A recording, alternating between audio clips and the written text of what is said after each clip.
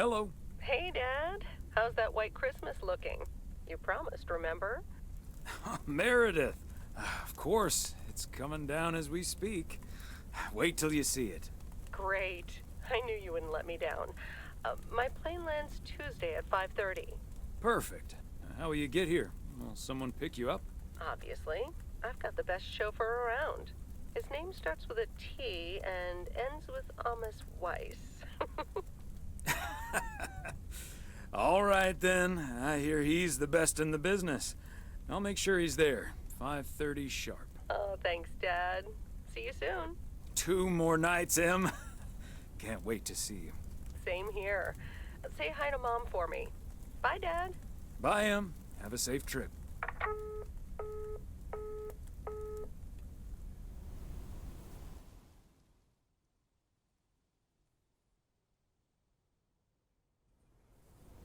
Good morning, Thomas.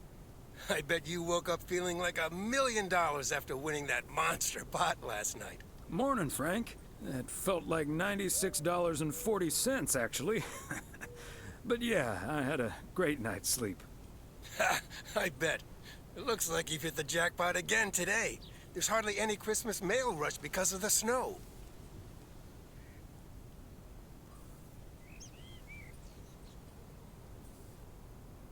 Ah, that's a pity. I really don't mind being outside in the snow. Well, I do. Snow's for looking at, not for walking through. Take it easy out there today.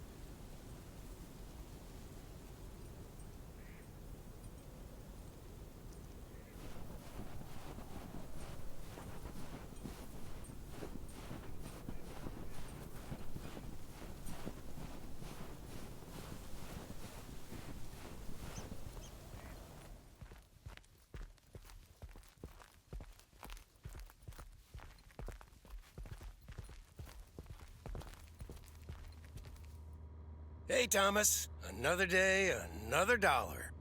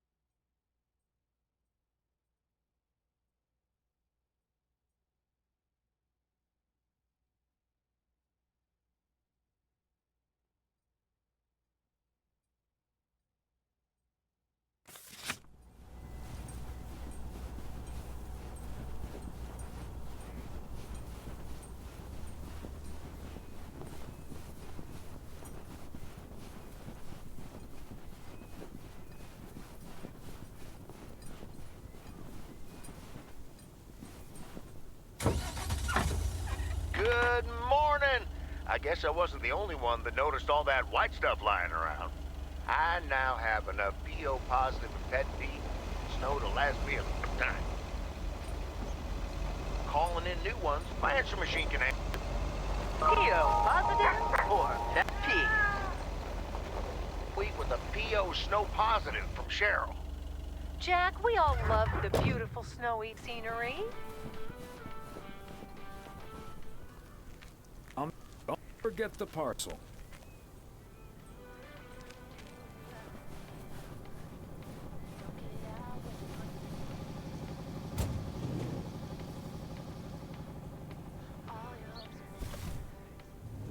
Christmas gift?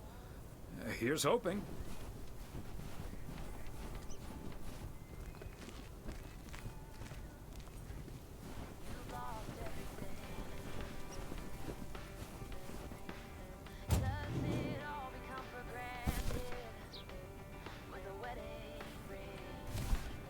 Okay, let's get this to its destination.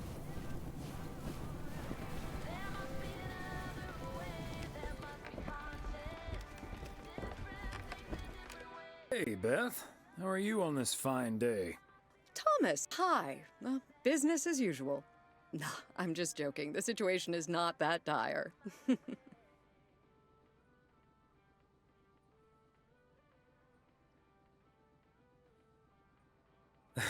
I was going to say, sales can't be bad with the holidays around the corner, right? Times have been better, I suppose, but you're right. I'm not complaining. Besides Mildred, there's been an odd customer or two today, and would you believe one of them was even looking for a full set of encyclopedias?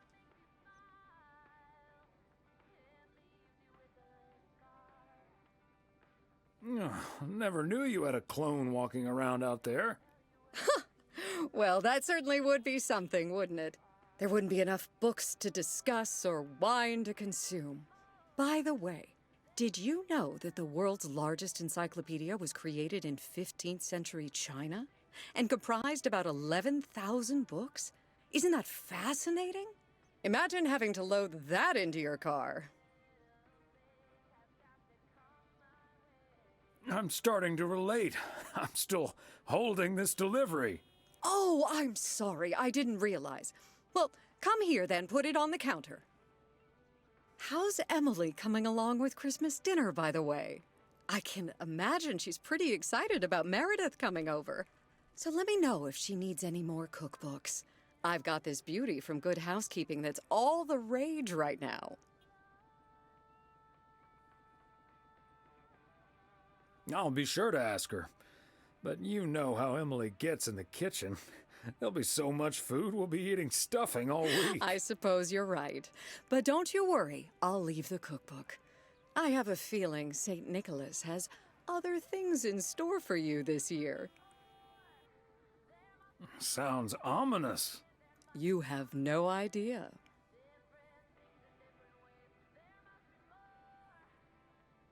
And what does St. Nick have in store for you this year? Doing anything special? I'm flying out to Georgia tomorrow to spend Christmas with my Daniel and his wife for a few days. We're planning a Hawaii 5-0 marathon. It's my guilty pleasure, and luckily it's theirs too. Ah, Dano. Give him my best when you see him. And his wife, of course. I shall. Right. I better get back to it and get ready for the New Year's sale. I've been in a perpetual fight with my pricing gun lately, so I need all the time I can get. And good things come to those who wait. I'll bring over your presents later in the week. I hope you have a Merry Christmas Eve tomorrow, and give my love to Emily and Meredith. Will do. And season's greetings to you two.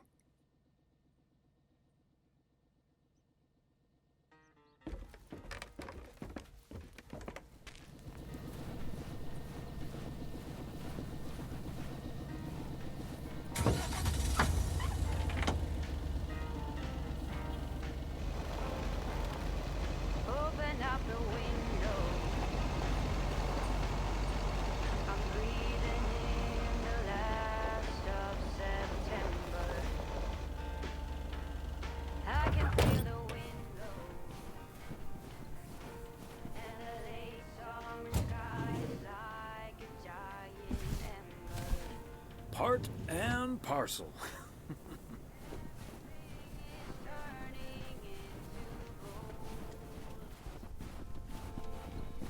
When the autumn leaves are playing chases, puts a smile. Hello, Angie. Long time no see. One package for you today. Thanks, Thomas. How's Emily? She's very busy. The motel's chronically understaffed. Ah, yes. This must be busy season at the motel. I do like it when out-of-towners come to visit our little hamlet, especially when they like movies. Apparently most of the rooms have been fitted with VCRs now. Should be good for business. So, what do we have here? Oh, right.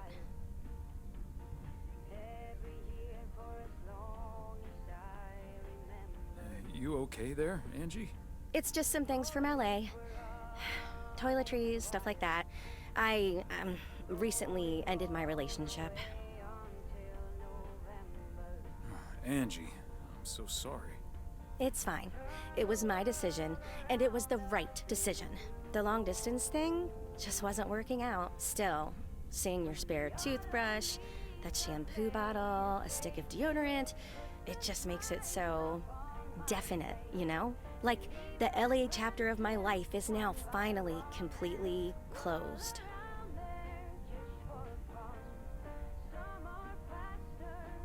Breaking up right before Christmas Eve must be extra tough.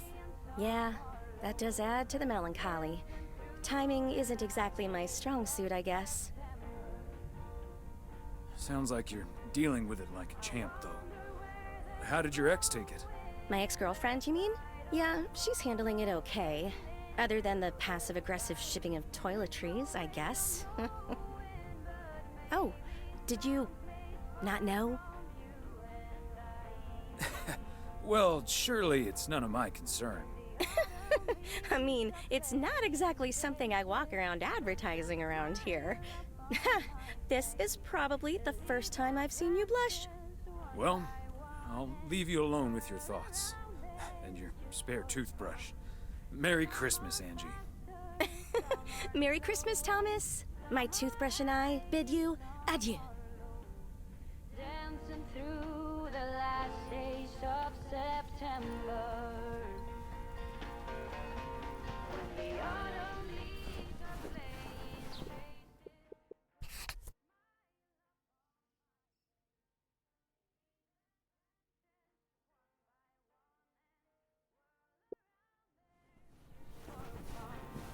some are faster, some are slow, and some are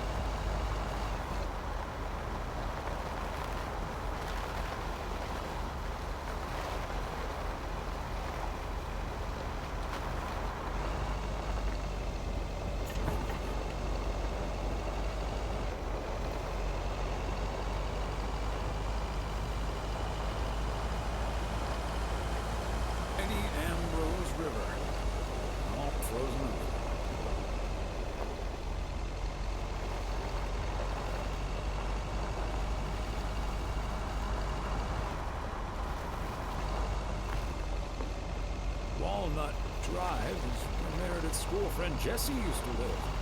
I remember once, Meredith came home from school after learning about walnuts, and she asked us if they were named after the street.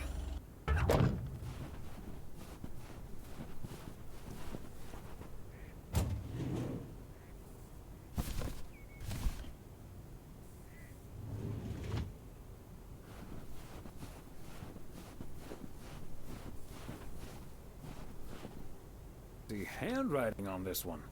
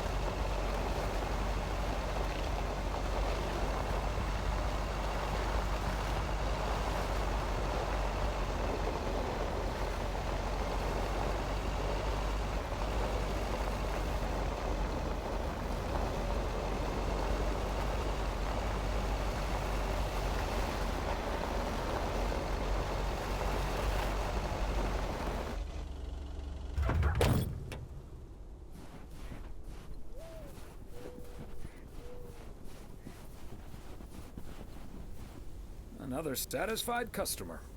Unless it's Bill's.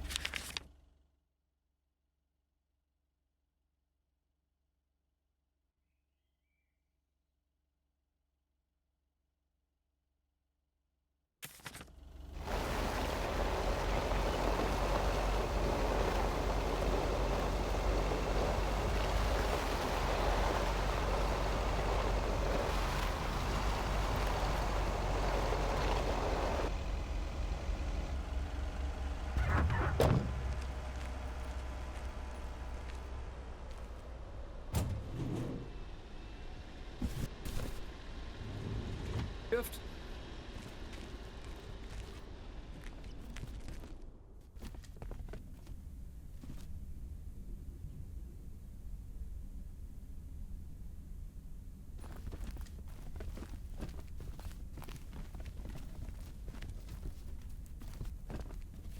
Hi, Ben. Got a pretty hefty package here for you. Thanks, Thomas. I've been waiting for that one. Hi, Mr. W. Please, please, please tell me the mail truck needs a tune-up. Hey, Lori. Nope. I'm sorry to say the truck's running like a song. I'm very happy about that. But it's bad news for you. As you can see, Lori's taken a head start on working at the garage. Part-time, and only when she's finished her homework. Ah, are you sure there's nothing I can improve on the old, what do you call this thing again? I just call it the mail truck, actually. Boring. We need to come up with a better name than that. Tell you what, Lori. Maybe you can check out the car horn. It sounded a little off last time I checked. The horn, eh?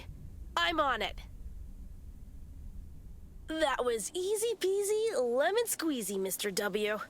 Diaphragm had gotten a little dusty, but it's all better now. The mail truck is honking like a big old goose again. Thanks, Lori. Come to think of it, I will be calling your truck the Goose from here on out.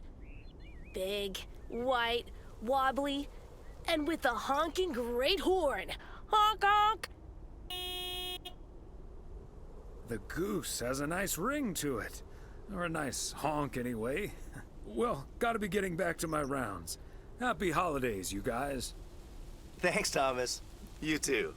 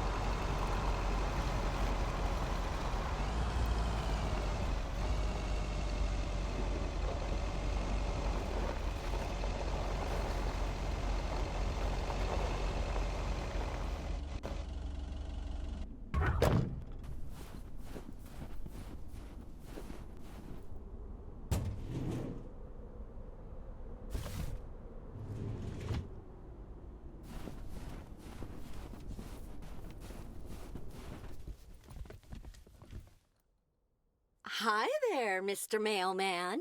Got anything for me today? Hello, ma'am. Just one parcel. Thank you, sir.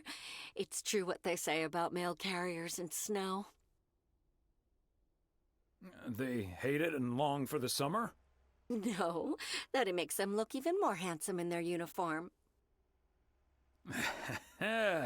Why, thank you, ma'am. That's a nice way to start the week. I better get there, Sonny. I'll see you tonight.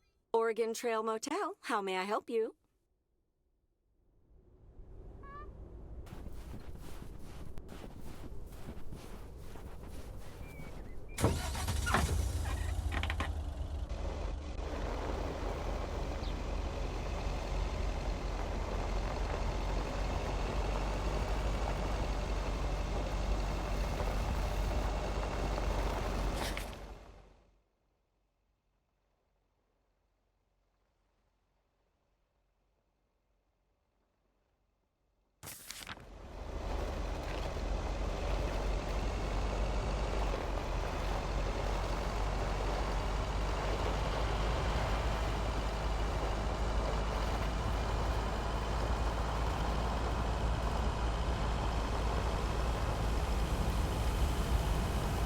Banner Dam.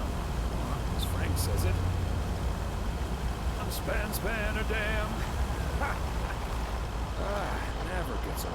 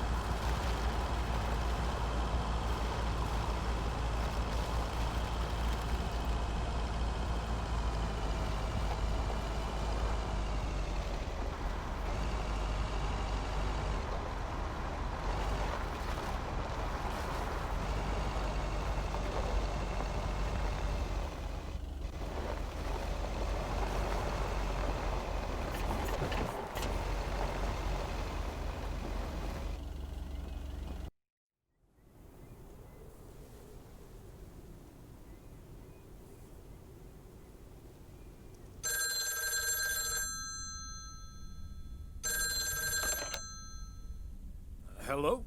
Hey, Dad. Meredith. Are you all packed for tomorrow? Meredith? Dad, I'm so sorry, but I won't be able to make it tomorrow. What's wrong? What happened? Are you okay? I'm fine, Dad, don't worry, but I'm snowed under with work. It's at 86. It needs to be up and running at the start of the new year. I stumbled upon some errors today, and now we need to fix them this week. This sucks. That's such a bummer, Em. But I understand. Thanks, Dad. I'll make it up to you, I promise. We've all worked so hard this year. Can't squander it all in the last week, right? I hate to say it, but it sounds exactly like what you said last year. Have you told your mom yet? Yeah, I just called her at the motel. Oh, someone's calling. Must be your mom. Okay, well, that's my cue. Gotta get back to it. I'll call again soon, Dad. Love you. Hey, Em. Is that you? If by M you mean Emily, then yes. If you mean M for Meredith, then no. I just got off the phone with my other M, so I was pretty sure it was you. Oh, Thomas, don't joke around as if nothing's wrong. I know, I don't know what to say. Well, just deal with it, like we always do. Why don't we invite someone else? Unless you're happy with just Mildred coming over. Just Mildred? You might as well go for rock bottom and ask Nancy to. Yes. Oh, I'd love to hear them bicker about the cat food assortment at the general store. In any case, I'll call Beth and ask her again, too. And then I have to do a towel run, refill the vending machine, and vacuum the reception area. So it'll be a while before I'm done. I'll see you tonight, honey. Okay, Em. Drive home safe.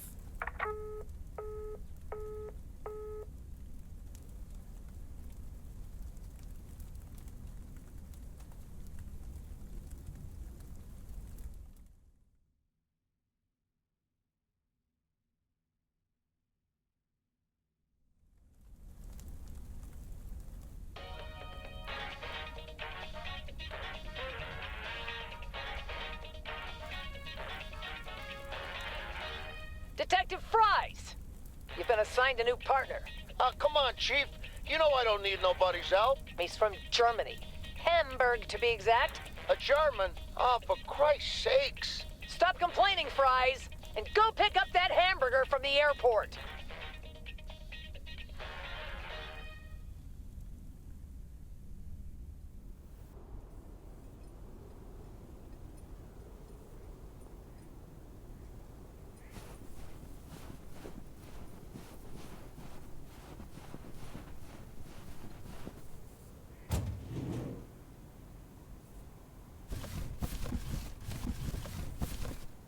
Okay, let's get this to its destination.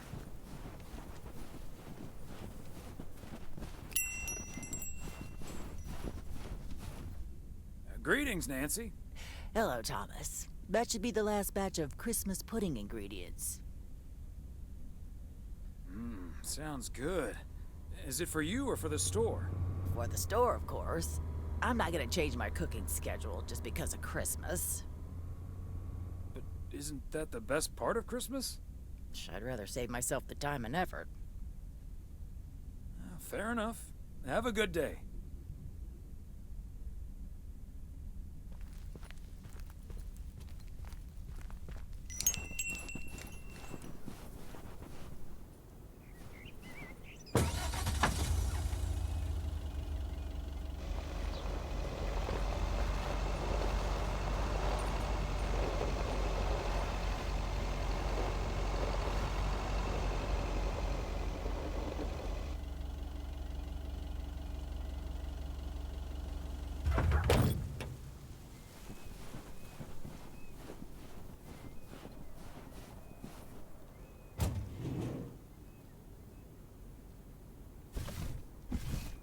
Part and parcel.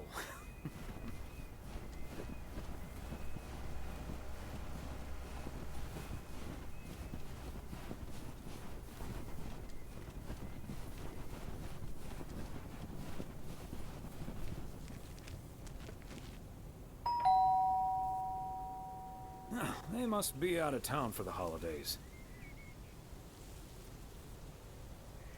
And yet another satisfied customer.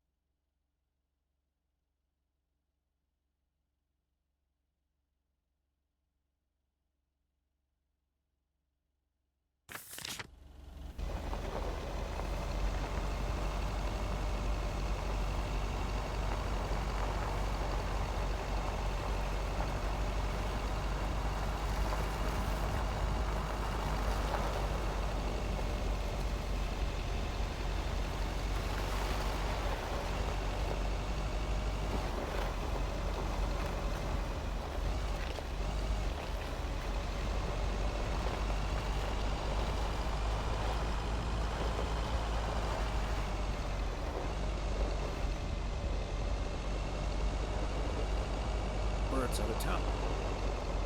But he did ask me to keep an eye on his place.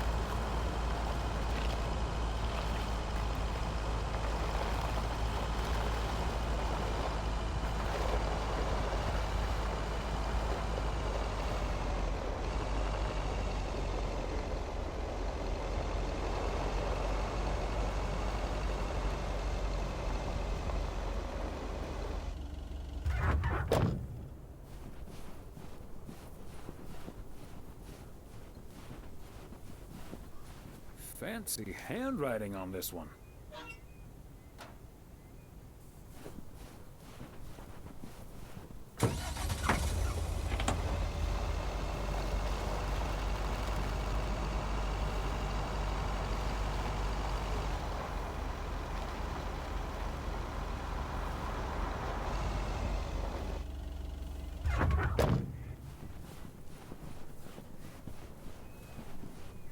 Another satisfied customer. Unless it's Bill's.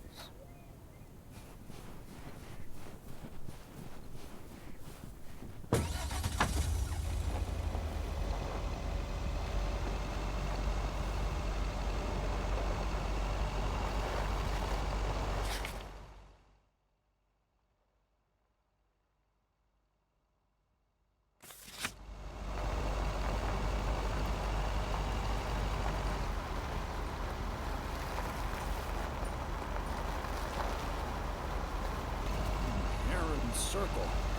Feels like I'm going round in a circle sometimes.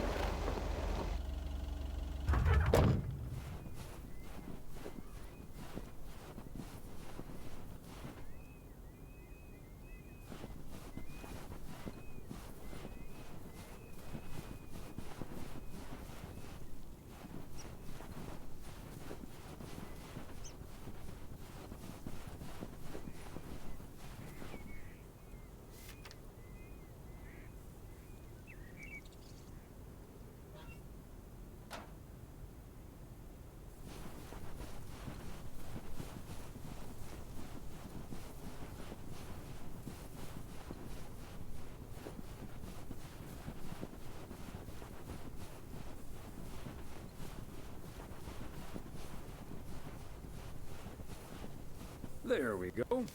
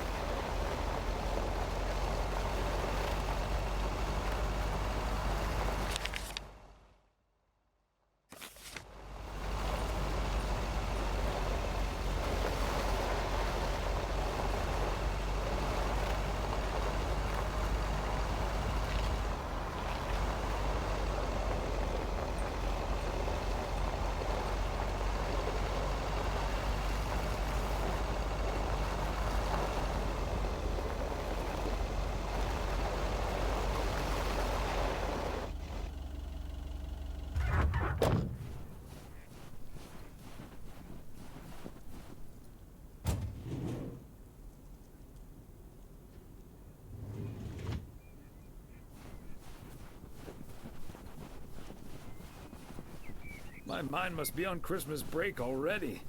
I forgot the package.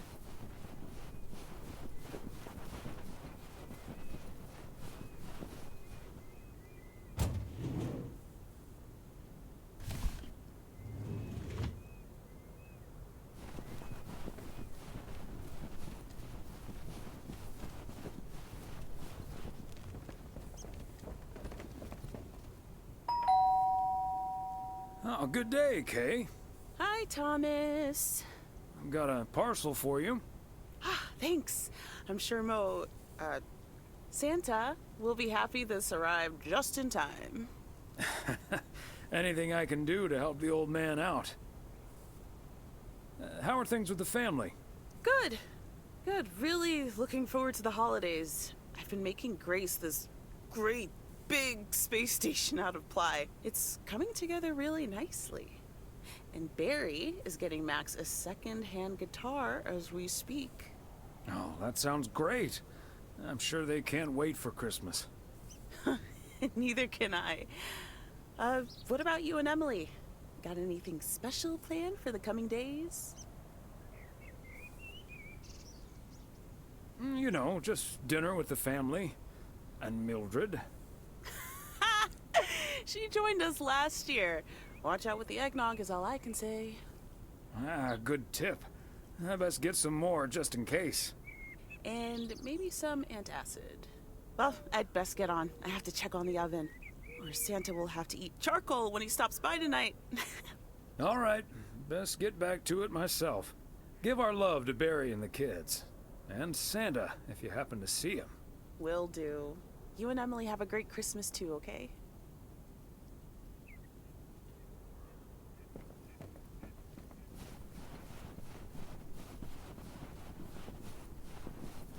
Is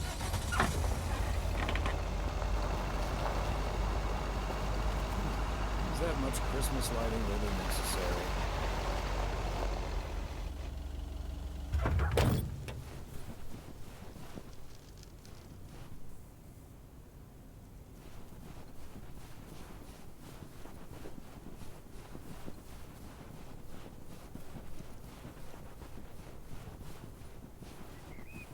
Fancy handwriting on this one.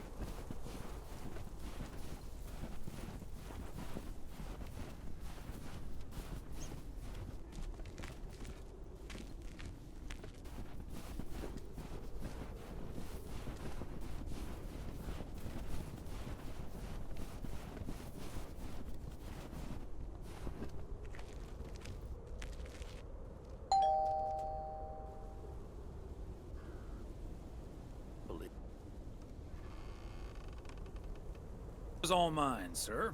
And this package is yours. Ooh, boy, Frank came through once again. A package from Frank, huh? What's in it? You don't want to know, Thomas. You don't want to know. But what I will tell you, I'm kicking off the new year with a bang. I better put this somewhere dry. And then it's back to reading Doyle Brunson's super system. Oh, You're in trouble this Sunday, sir. I'm glad I can blame the cold for my suddenly shaking hands. Nice spin, sir. Nice spin indeed. Anyway, later, Thomas, and take care on those icy roads.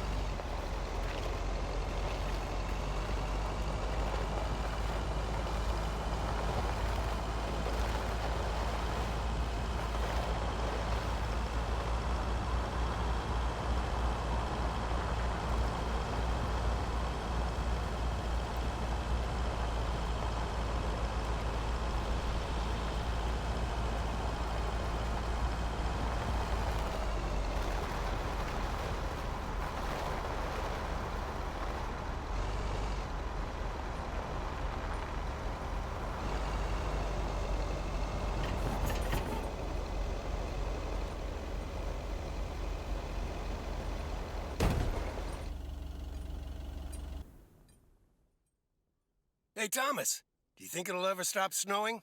I'm glad it's the last day before Christmas break. Well, sorry, Frank. They're forecasting snow until at least the new year. But hey, about Christmas.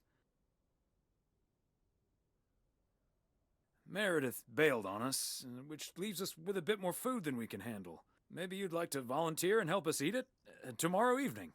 Christmas dinner at the Weiss residence. That sounds great, Thomas, but I'm afraid I'm all tied up. The Knicks are playing the Celtics. I think the Celtics will go all the way this year, but I wouldn't count out an upset at the Garden. Don't get your hopes up. There's no way they can stop that Celtics front court. I'm gonna have to sleep on it, but you know I can't pass up a juicy bet. Hey, Thomas, before you go home, I need a favor. Can you help me with that guy over there? He said he's looking for a job, but I really gotta run now. Try to find out what he's made of, okay? Good luck. Hello, young man. I heard you were looking for a job. My name's Thomas Weiss, and I've been working for the Postal Service for nearly 40 years. Hi, I'm Matt Kearney. I'm glad someone finally showed up. Nice to meet you, Matt.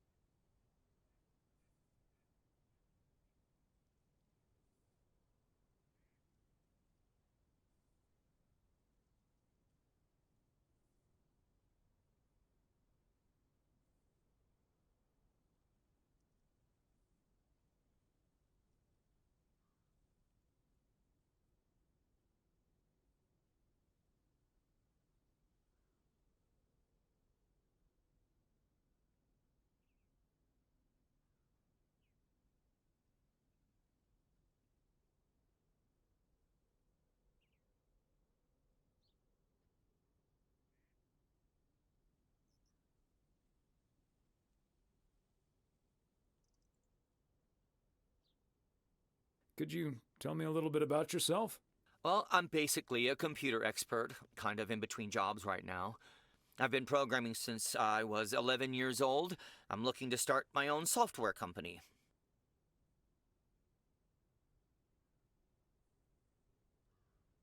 But I assume you are aware that we don't have computers here.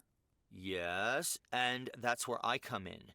I can overhaul this old-fashioned operation and have it running twice as efficiently with the help of computers.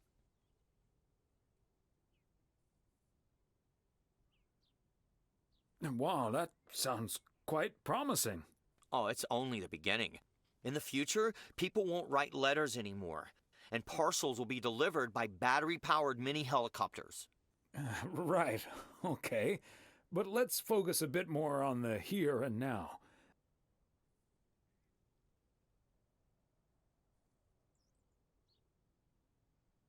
Would you mind working overtime every now and then?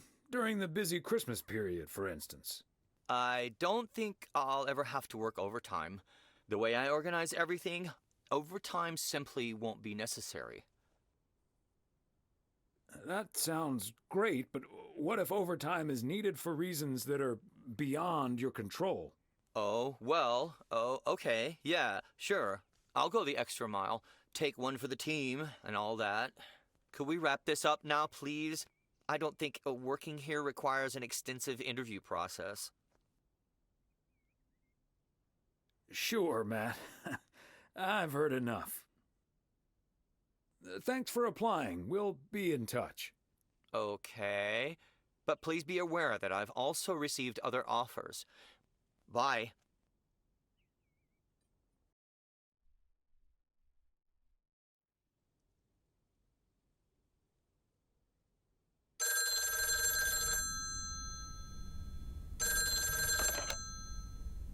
Yep, hello.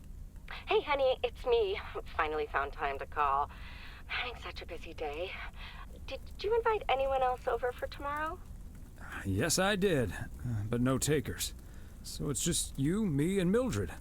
Or is Beth coming as well? Yeah, Beth is coming. So happy I could finally change her mind. Nice work. She's great company. As opposed to Mildred? No, this is not funny. Mildred is a sweetheart. And you better wear the Christmas sweater she knitted for you last year.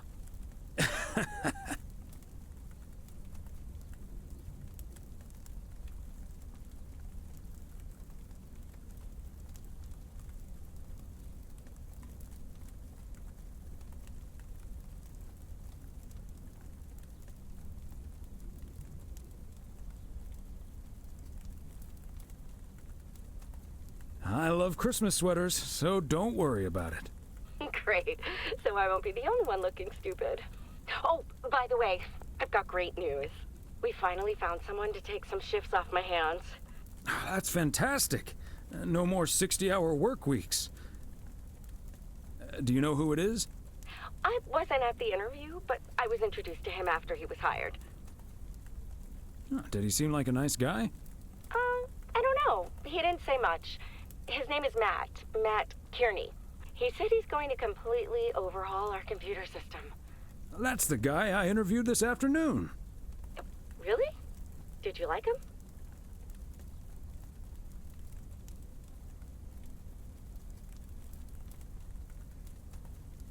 He sounded like the perfect candidate, and I'm sure he'll do great. That's good to hear. But it doesn't matter. He'll be taking the load off my shoulders. And I won't be working alongside him anyway. You'll probably see him more often than I will. And there I was thinking I dodged a bullet. We'll see how it all pans out. Oh, gotta go now. Bye, hun.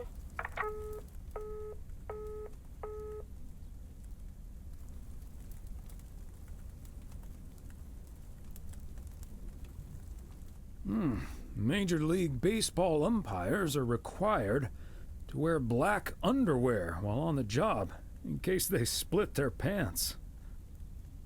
Golf is the only sport to have been played on the moon. On February 6th, 1971, Alan Shepard hit a golf ball on the moon. Because of the low gravity, it may have traveled more than a mile.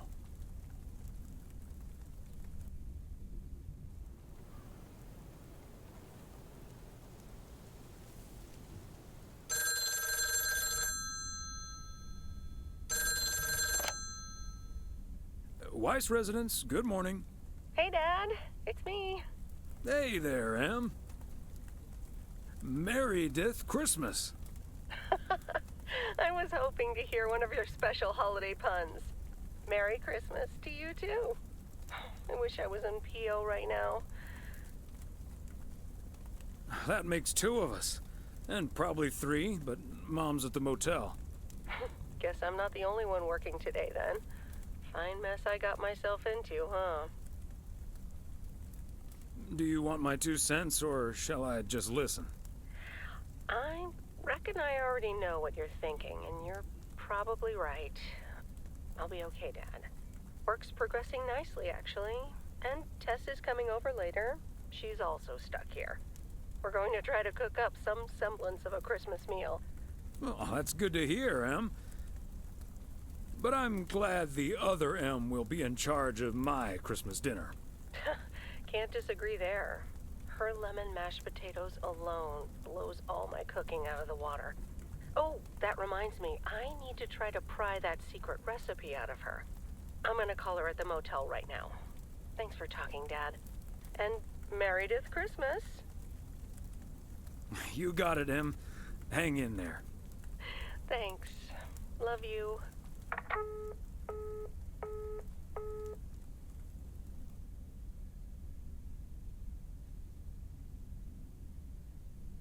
Oh, Mildred, you shouldn't have.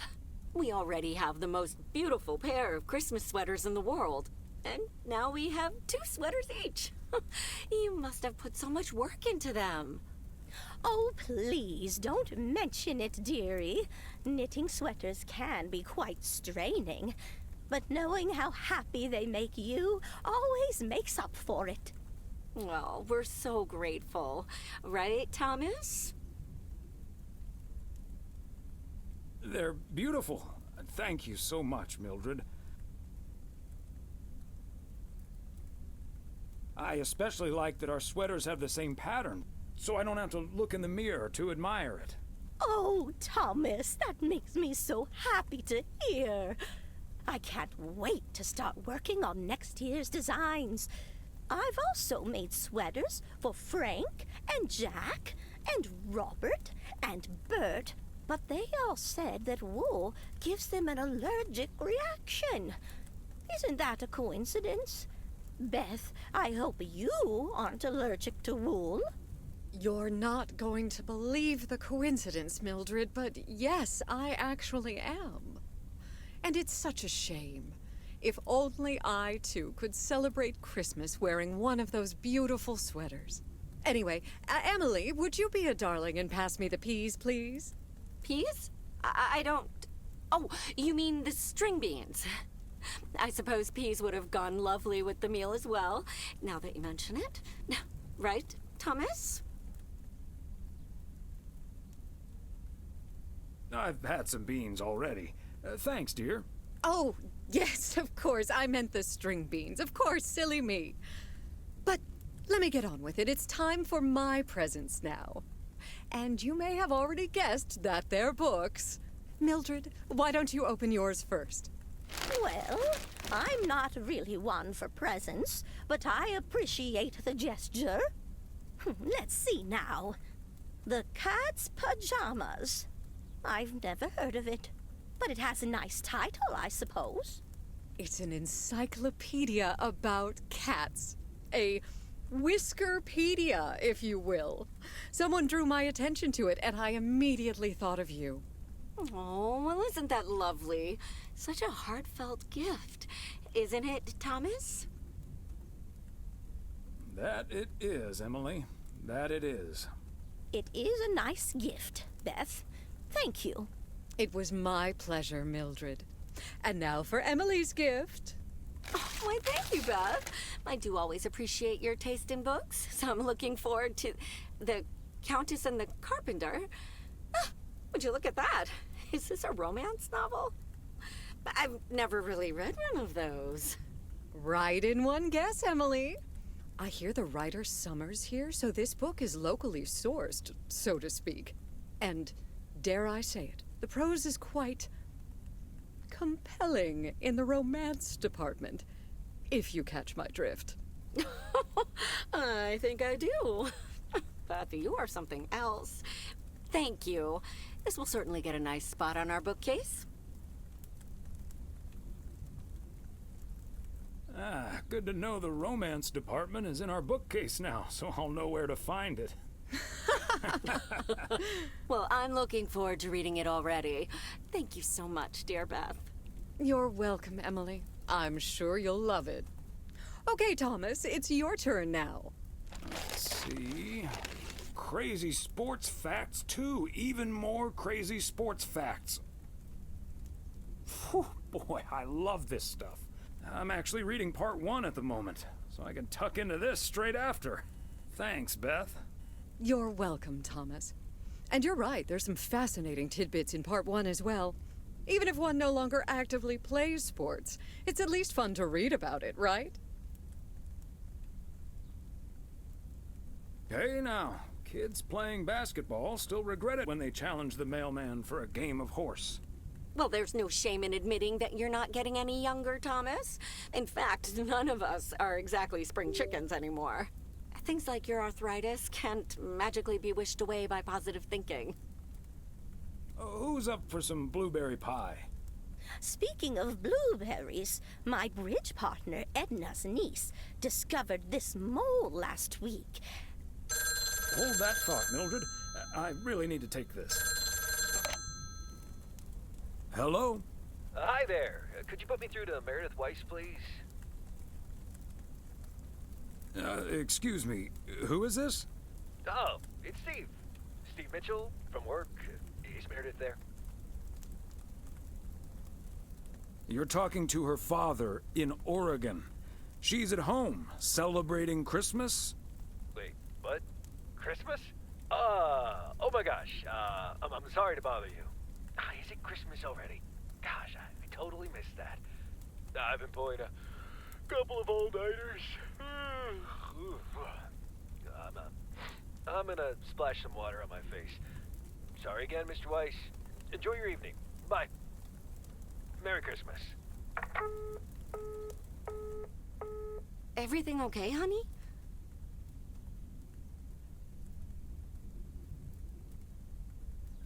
That silly boss from Meredith's work called for some reason or other. Never mind. Beth, you were saying? I wasn't actually, but I was looking for a way to say this, and now's as good a time as any, I suppose. My dear friends, I am leaving Providence Oaks.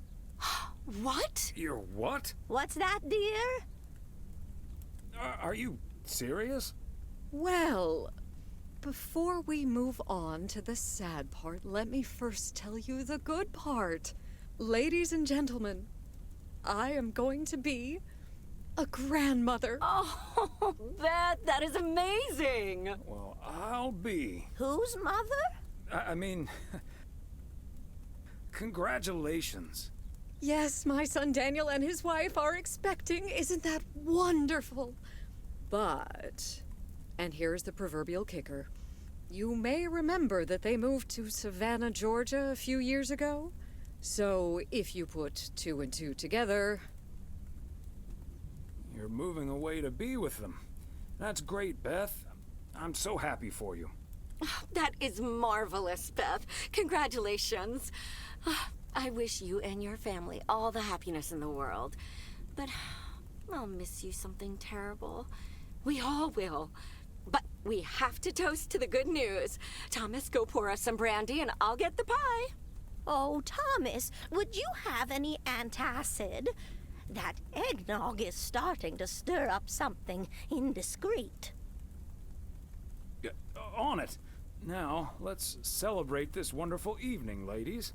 Here's to a lovely old Christmas spent with good friends. Hear, hear, hear. Hear, hear.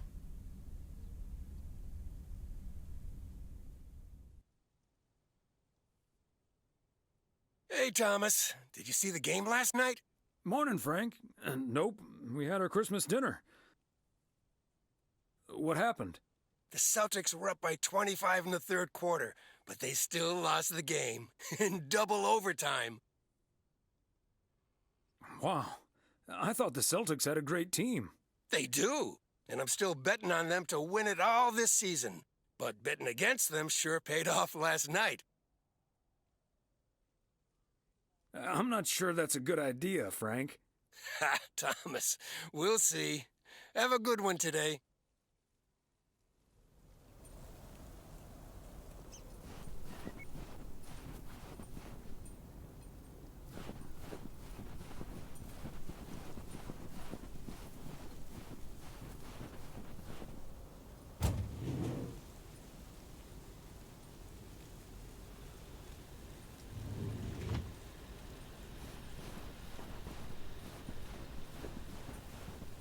Season's greetings, P.O. It's the second day of Christmas, and I don't have turtle doves or partridges in pear trees. But you know what I do have? P.O. positive or pet peeves?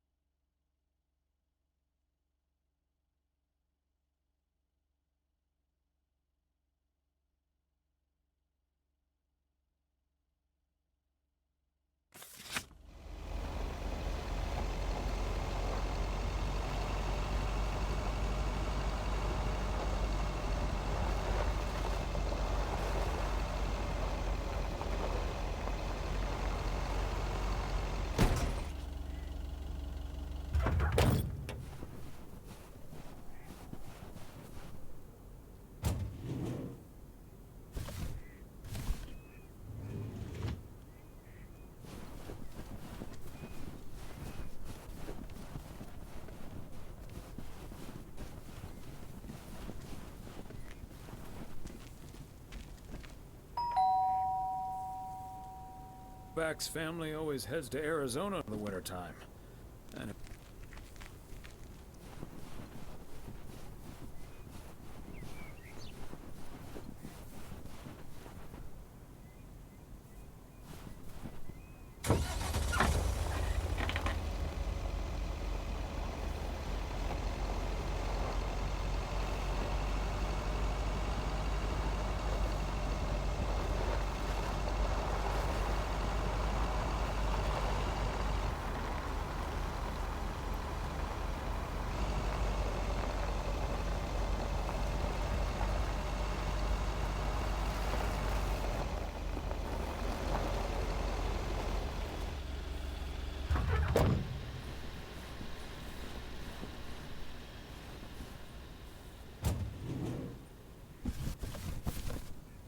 belated Christmas gift?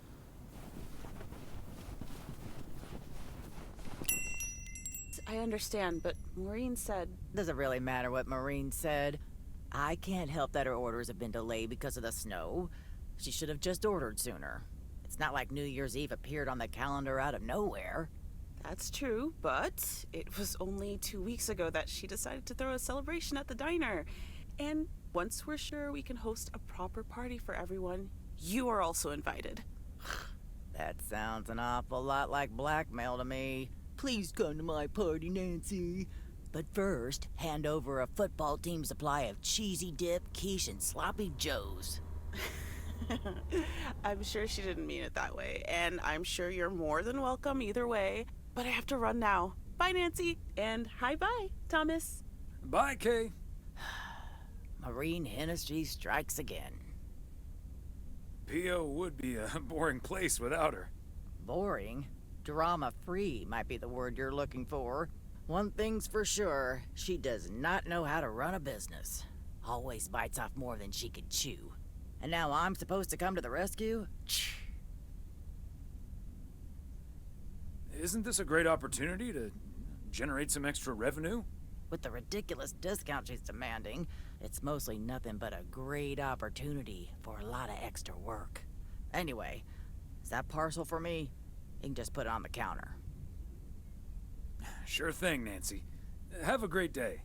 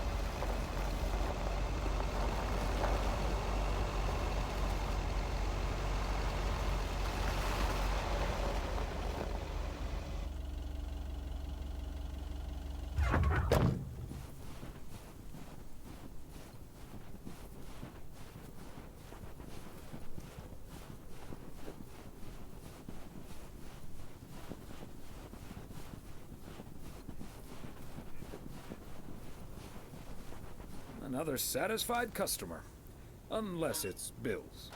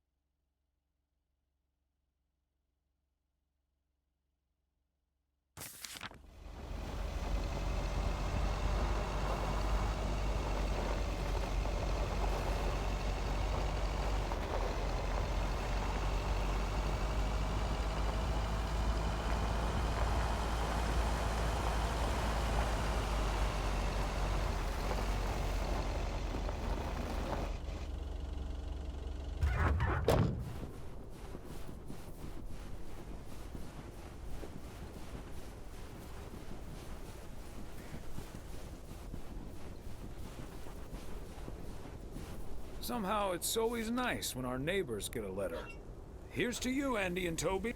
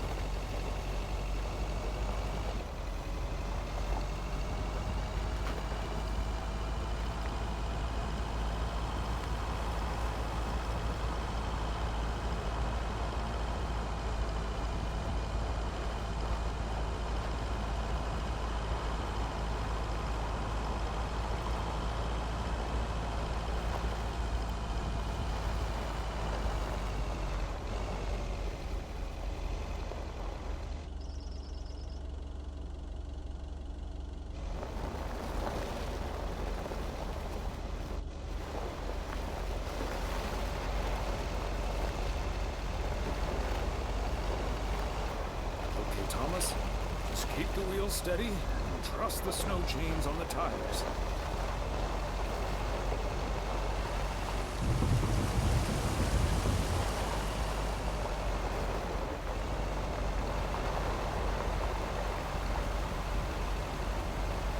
I'm reminded of our honeymoon to Niagara Falls all those many years ago.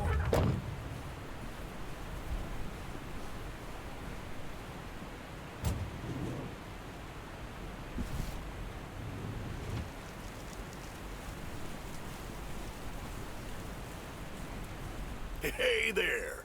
Looks like Santa's a little late this year. That's what you get for not being a good boy, Robert Harris. Let me try to make it up to you. Take that heavy load off your hands. That must be the fire pit I ordered. Now I can finally go ice fishing without freezing at the same time. Ice fishing?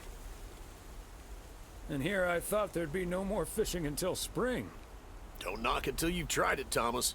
Bert's out of town, so I could use someone else to talk to. Not that Bert talks that much. How about it? Tomorrow evening? Sure, let's do it. But you better make sure that fire pit is working. Perfect. I'll bring all the gear, but feel free to bring some booze. Hey, did you have a nice Christmas, by the way? I've had better. My daughter couldn't make it. Sorry to hear that. Anyways, I won't hold you up any longer. I need to assemble this baby. See you tomorrow, Thomas. I'll come pick you up.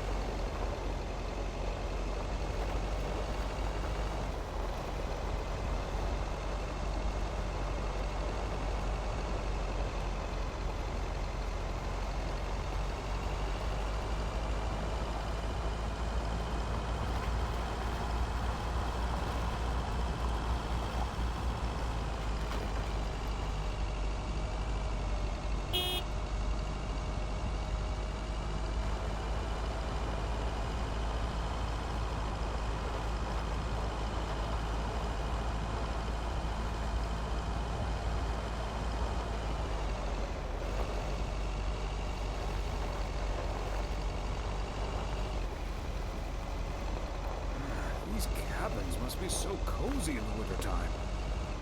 Cold. Probably freezing cold.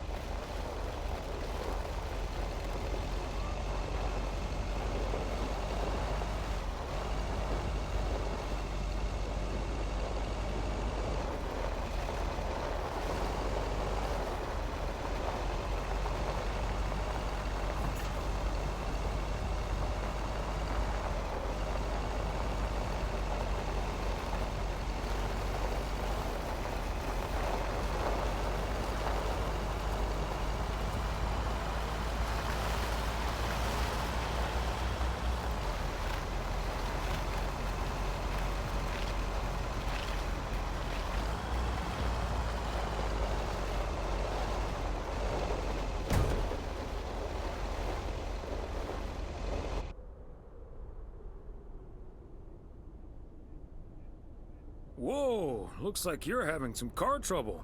Yeah, just a second, my good man. Gabriel, can you figure out what's wrong with this blasted vehicle?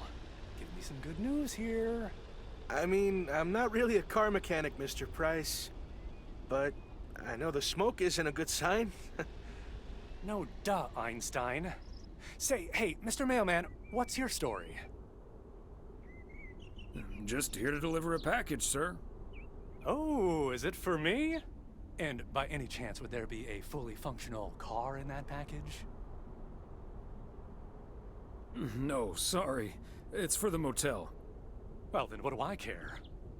What's taking Ilsa so damn long?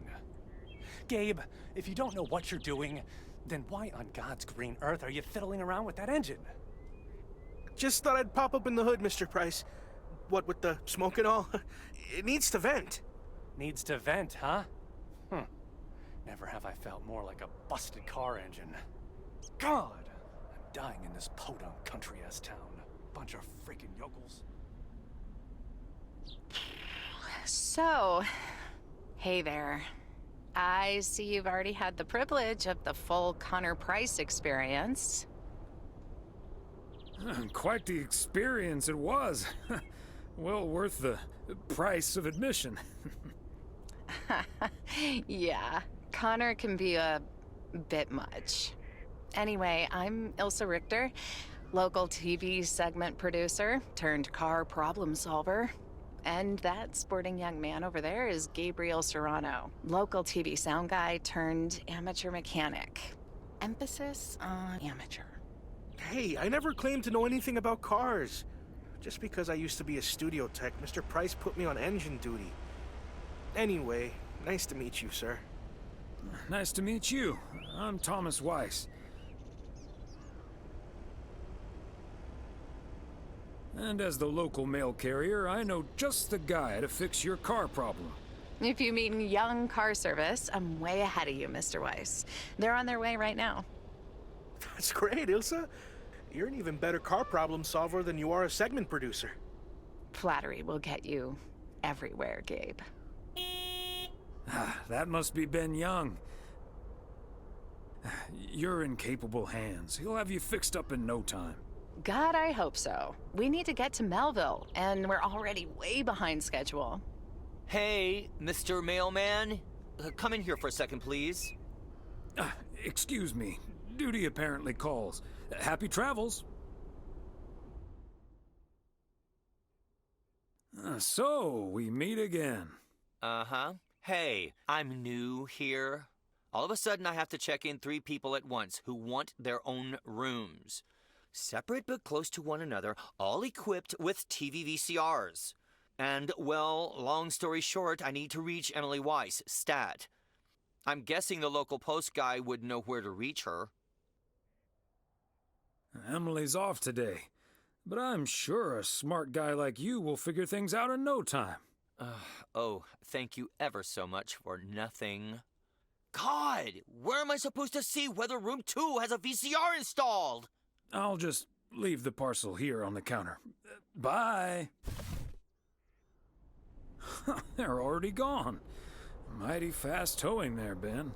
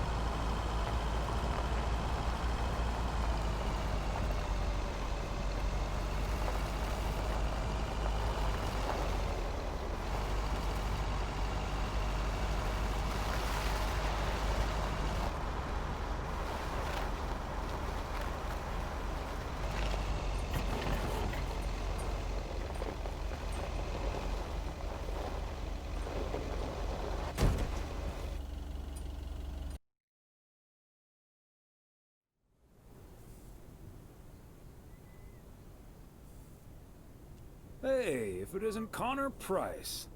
Oh, that's him, huh? He's taller than he looks on TV. Let's hope he's in a better mood now. He was really quite rude to me earlier. Wow, sounds like a real jerk.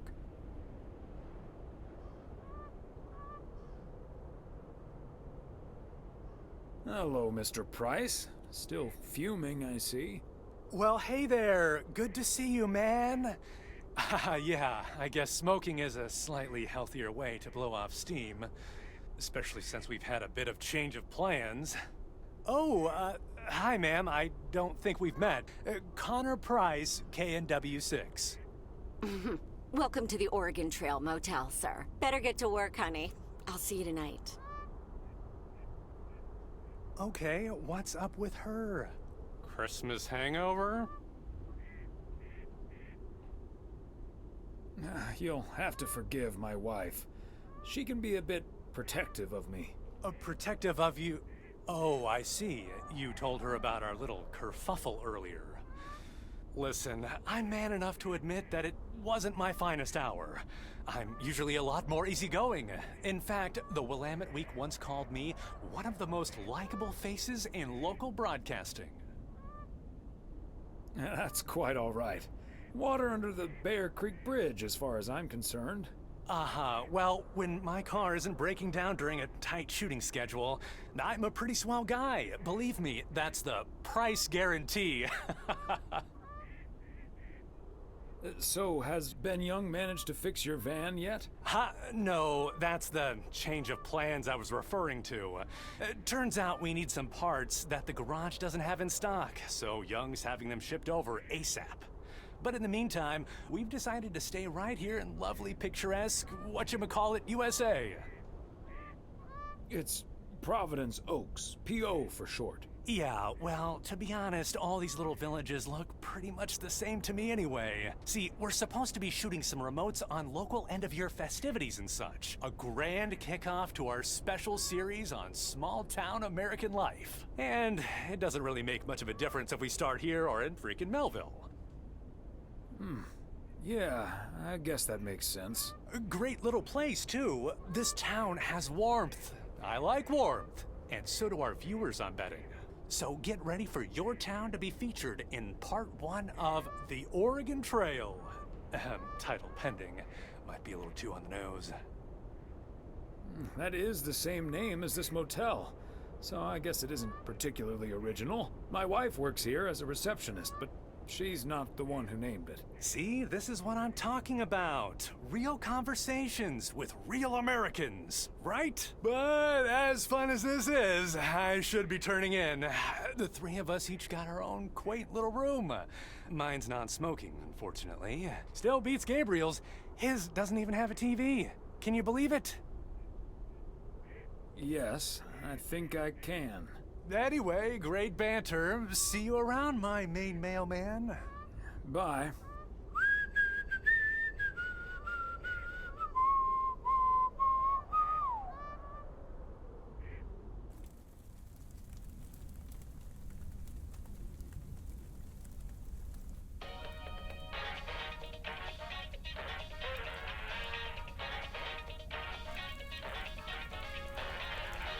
Attention, everybody!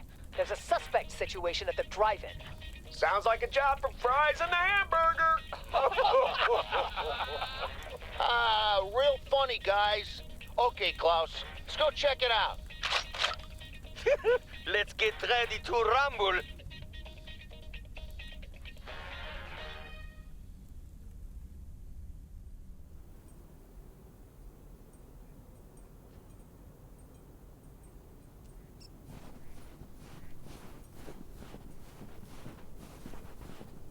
What a gloriously fine Friday it is out there, y'all.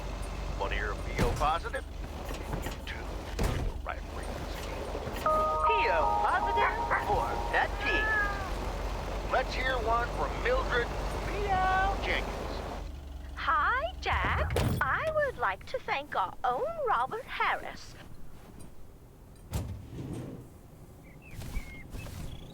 Okay, let's get this to its destination.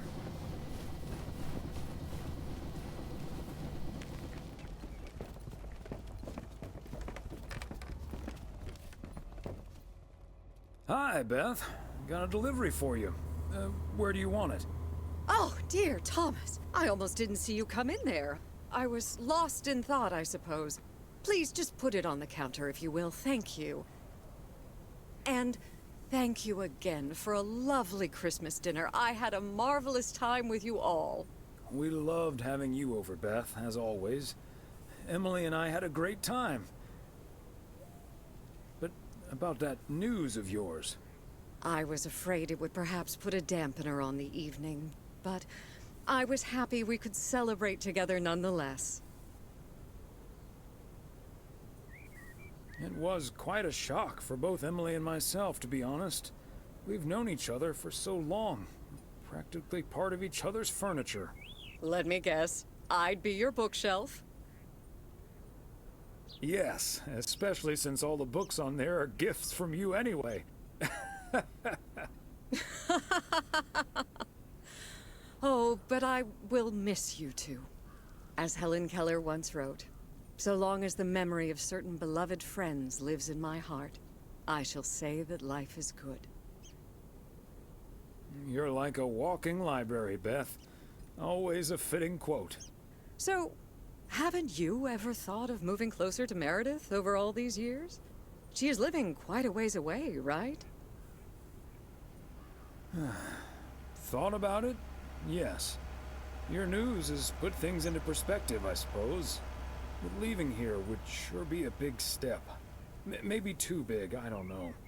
Who knows? Maybe Meredith will even make it out here one day. And there's always the phone, of course. And don't forget the postal service. Quite right you are. Well, I won't keep you any longer, Thomas. I need to sort through this new delivery you've just brought in. And believe you me, that's going to take me a while. Maybe it's time for some new glasses. Huh. Until next time, my friend. Up and at 'em. See you, Beth.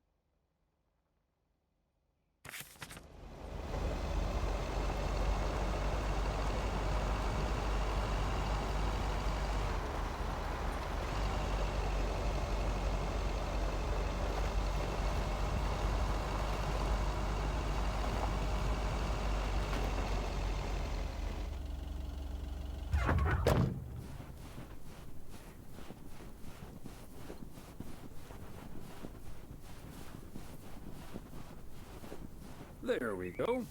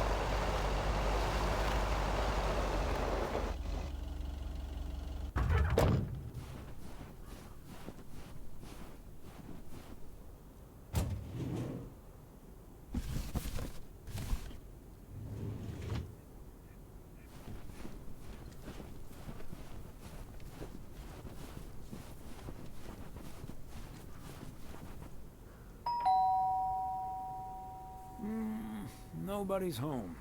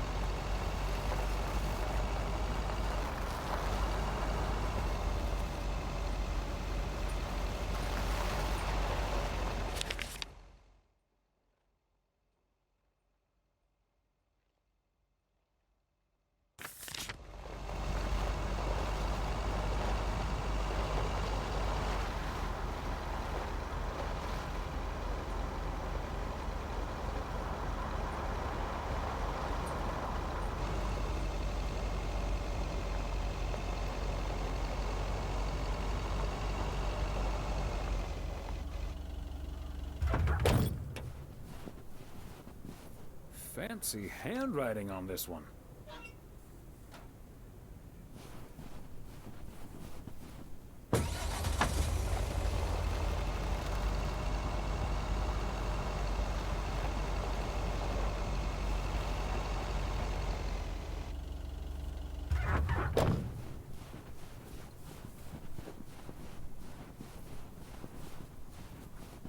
Another satisfied customer. Unless it's Bill's.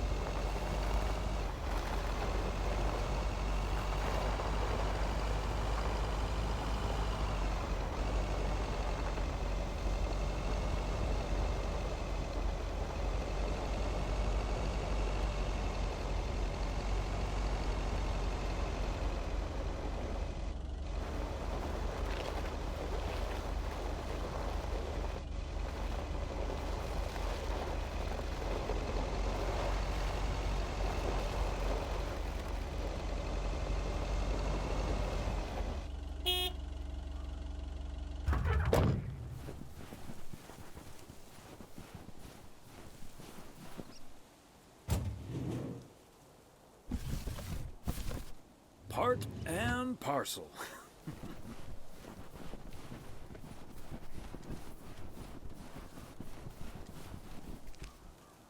Ah, look who's here.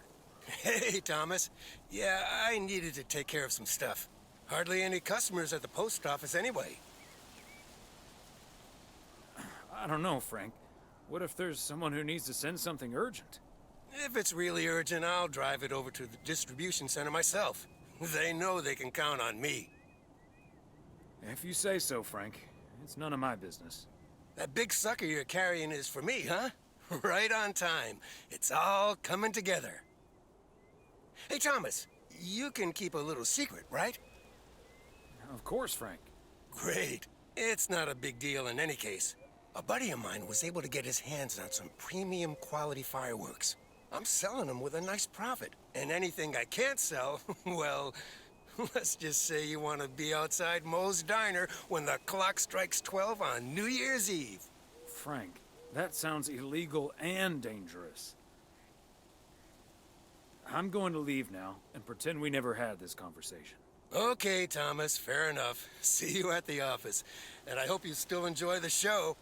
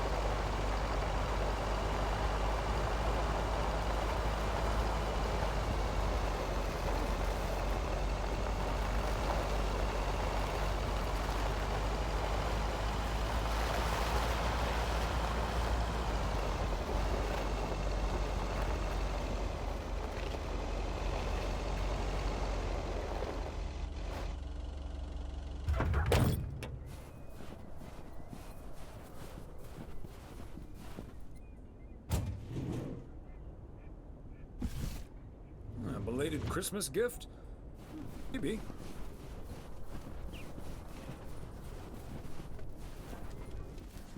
Okay, so we still need to check Spanner Dam for the mood shots.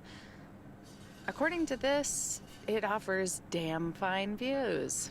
So. Hey, Mr. Mailman. Come on over. Talk to us for a sec. Gabe, we don't have time for idle chit-chat. He can help us out, Ilsa. No one knows the town like a mailman. Right, Mr. Weiss?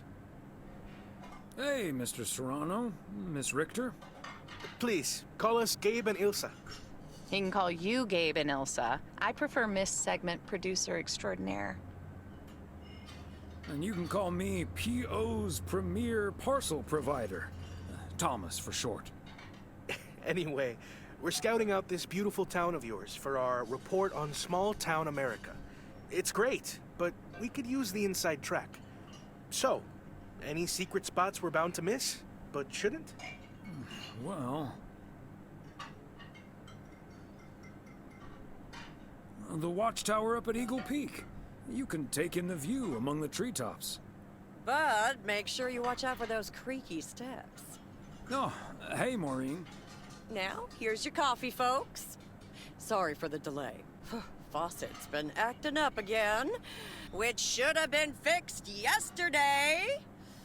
Oh, you want me to check on it, Miss Hennessy? Oh, now look at you, my knight in woolen armor. Would you, dear? I can take a look. Well, isn't that nice of you? Back of the kitchen, honey. Ashley, someone who does know what he's doing is coming in. Show him where the busted faucet is. And stay out of his way. Ashley's a sweetheart, but when it comes to fixing things, that boy is all thumbs. See, this is what the segment should be. Interacting with the townsfolk, helping out. I love it. Oh, such a nice fellow. Yeah, you're in good hands, Maureen.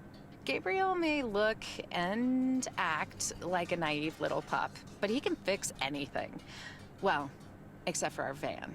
But other than that... Oh, is that a fact?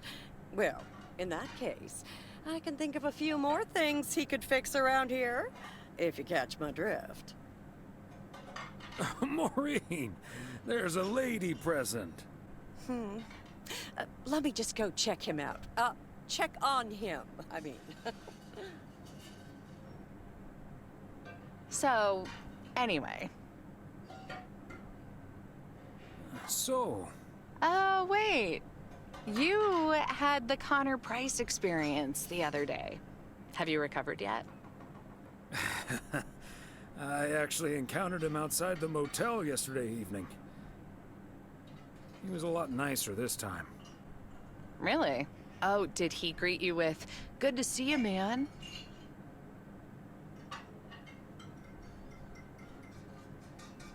Indeed, he was quite enthusiastic. That's his go-to when he's forgotten your name. It's good to see you, man, for guys, and hey, lady, for gals. Really? Wouldn't worry about it, though. He called me Lisa for the better part of a year. Connor's a lot. But I guess after this week, I can update my resume with not just segment producer and car problem solver, but also Connor Price Wrangler. It must be a little weird being stuck in a strange town with two colleagues. Guys you probably don't even know that well. I know I wouldn't last a day in the same situation with my colleague Frank, and he's a friend. It does take some adjusting. But Gabe's a big old puppy dog, at least. He's as uncomplicated as Connor is complicated, so that's a welcome antidote. Well now, sounds like someone is getting a little warm under the collar for our Gabriel. Just between you and me, honey, I have a hunch that feeling is more than mutual. Maureen, you shouldn't startle people like that. All I know is, I just spent 5 minutes with our knight in the kitchen, and during that time, he mentioned Ilsa about 12 times. Really? Well, Fawcett's all better now, Mo. And we should be hitting the road right about now. Right. Thanks, Maureen. Nice talking to you, Thomas. Bye now, folks. Be sure to check in again soon, you hear? Huh, these TV folks sure know how to liven things up, don't they? Indeed, Maureen. You haven't even met the main event, Connor Price. Oh, that reminds me. You know about my little New Year's Eve shindig, right? I'm counting on you and Emily. We'll party like it's 1986. Because it will be. Of course we'll be there. Wouldn't miss it for the world. Best get back to it. See you, Mo. Bye now.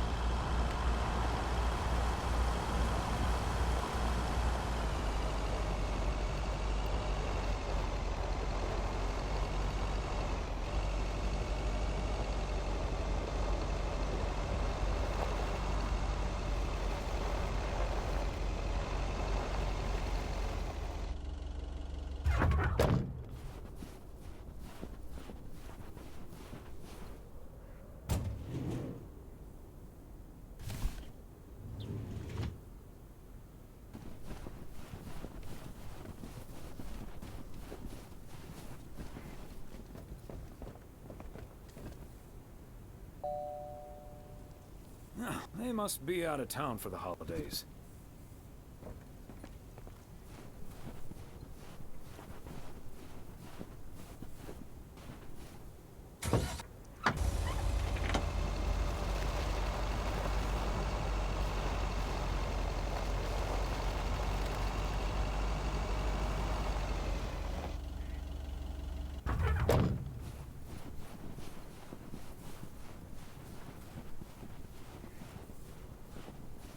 And that's the last one. Whew.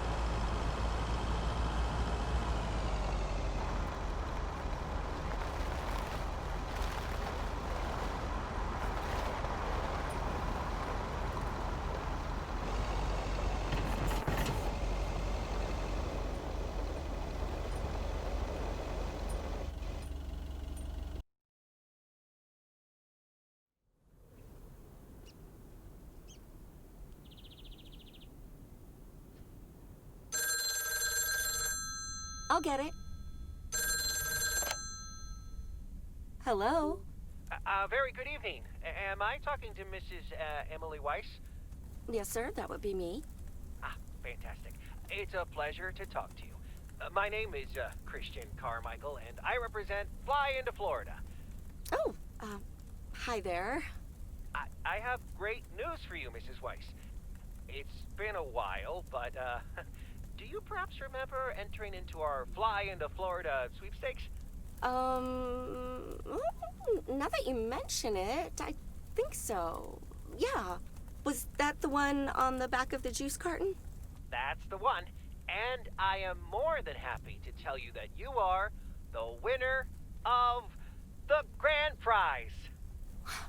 The grand prize? Wow, fantastic. I'm afraid I've forgotten what it was. Could you refresh my memory a little bit? No problem, Mrs. Weiss. You have won a 2-week trip to Florida for 2. Wow, Florida? Really? I won? I have never won anything in my life. Hold on, I need to tell my husband. Honey, we won! I'm talking to a gentleman from Fly into Florida, and he says we've won a 2-week holiday for 2. Tell him he's dreaming. It's probably a timeshare scam. What? No, that can't be. I did enter that contest. Hold on. My husband is unsure if this is really true. I mean, you do hear a lot about phone scams these days. We'll do our absolute best to take away all your concerns. You've got plenty of time to let it all sink in. Next, we'll be sending you an extra special envelope. It will contain a confirmation letter, airline tickets, hotel tickets, and I totally forgot to say this earlier, a $500 check covering any additional expenses. Oh, wow. I can't believe this is happening. Well, it most definitely is, Mrs. Weiss. And we'll be making sure you both have the time of your life. There's one thing I must stress. The dates can't be altered. So if you have plans for the first 2 weeks of September, this would be a great moment to change them. And I hope this answers all of your questions for now. Congratulations on winning. And we look forward to seeing you fly into Florida. Thank you. Bye. I think I need to sit down for a moment. Florida. Oh, that's Robert. Sorry, honey. I can't celebrate with you right now. But I'll make it up to you tomorrow night at Moe's. I will hold you to that. Have fun on the ice, hon. And when you start to freeze out there, just think of sunny Florida.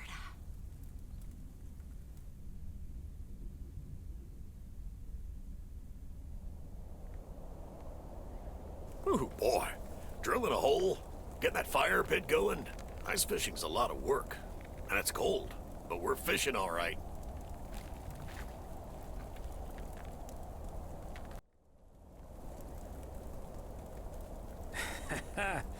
Great stuff, Robert. Thanks for taking me along. No problem, Thomas. Wouldn't have enjoyed it half as much by myself. Man, it's nice out here. This setting could use a guitar. Campfires and guitars don't exactly bring back fond memories for me. Me neither. That guitar scene in Animal House pretty much nailed it. Hey, what was Emily going on about when I picked you up? You guys are going to Florida? Yeah. Apparently, we won a 2-week trip. Wow, congrats. Not that Florida's my cup of tea, if I'm honest.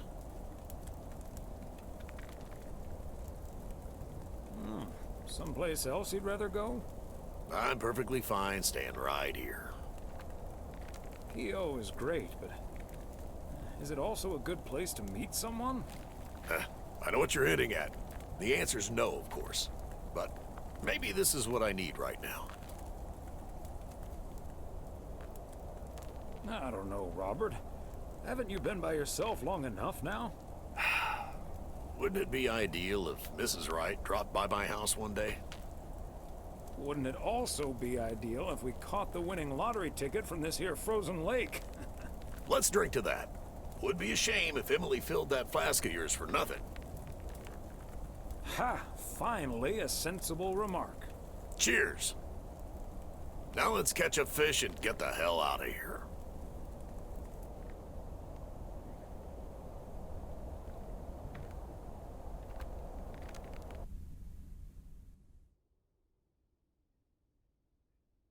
Hey, Thomas, do you have a minute?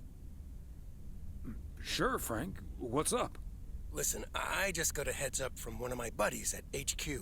He said Walter Morgan left for PO with tires screeching. I need to lay low for a while. If you see him, you haven't seen me, okay?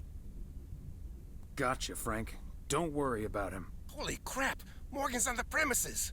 I'm not here. Good morning, Mr. Weiss. Good morning, Mr. Morning. I'm looking for Frank. Could you tell me where he is, please? Frank? Frank Coleman? Haven't seen him here. And where is he, if he's not here? He's probably out delivering. Could be anywhere. I guess I'll have to be patient then. We've received a report that a man with a mustache dressed in a light blue shirt was offering illegal fireworks to people in the postal office parking lot.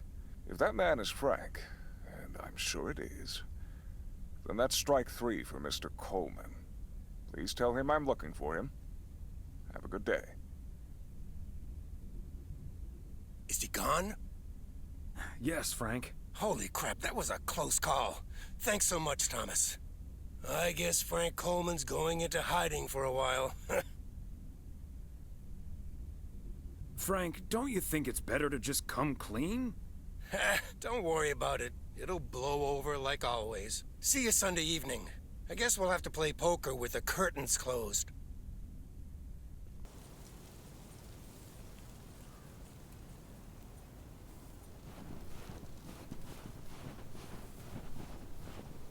Top of the Monday morning, P.O. We're starting this week with a warning from Lucinda. P.O. positive or pet peeve? Hi, Jack.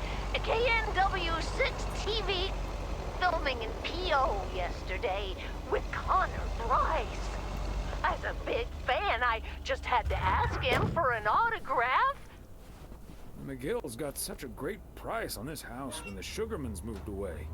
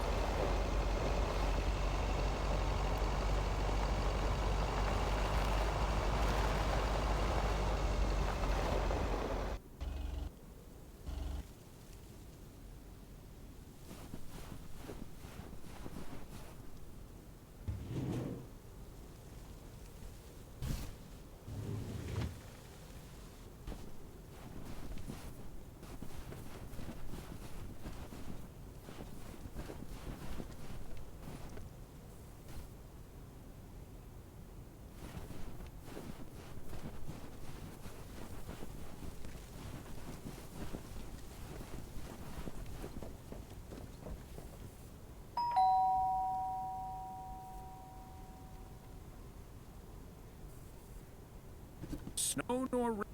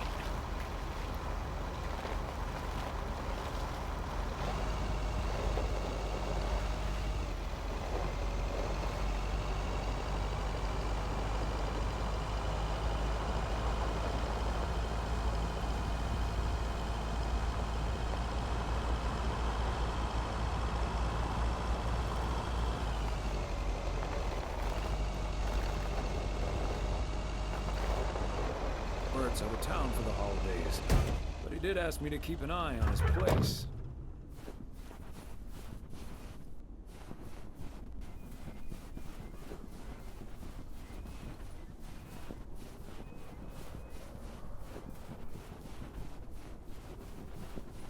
Okay, are we rolling? We're rolling. We're rolling. Okay, let's get this in one. I'm freezing my ass off. When Chekhov saw the long winter, he saw a winter bleak and dark and bereft of hope. Yet we know that winter is just another step in the cycle of life. In the summer months, this lake is bustling with activity. As the local fishermen cast their rods, the tourists plunk down hard-earned cash to rent a boat and spend a delightful sun-soaked day on the water. Not so during this particularly harsh winter, however. Now the watery heart of Providence Oaks finds itself completely frozen over. No, that won't do as an analogy, because now we're sort of implying the residents have grown cold-hearted during the winter. Doesn't work, doesn't scan. Yeah, and what was with that Chekhov stuff? I don't get it. Chekhov? Like from Star Trek? All right. Let's try something else. Hey, wait a minute, Mr. Postman. How's it going? Hi, Mr. Price. Did you enjoy the movie last night? Uh-huh. Hey, listen, how about I ask you a couple of questions on camera? Just simple stuff about the town. Sure, I'd be happy to. Great. Just move over here. Are we both in the shot? Yeah, that's fine. This'll be great. The lake as a backdrop. Perfect. Let's go. All right. This is... His name is Thomas Weiss. I knew that. Thomas and I go way back. As the local mailman for truly countless years, Thomas Weiss knows Providence Oaks like he knows the back of his own hand. So, Mr. Weiss, how would you characterize this small, cold town and its warm inhabitants? That's easy, Connor. In the eons I've been the local mailman, I've learned one thing. Providence Oaks cannot be summed up in a single soundbite. But one thing's for certain. When the low winter sun hits that shimmering water just right, you realize this is the most beautiful place imaginable. And wherever you are, or whatever you face, this is home. And cut. Ah, that's so sweet, Thomas Weiss. Completely unusable, but sweet. I know I've got goosebumps. Yeah, that went well, kind of. Now, let's scout out the establishing shots at the far end of the pier. Let's go, Connor. Aye, aye, Captain. Gabe, you can take 5. My advice would be to take those 5 in the van, to reduce the risk of any further ass freezing off incidents. Noted. Thanks, Ilsa.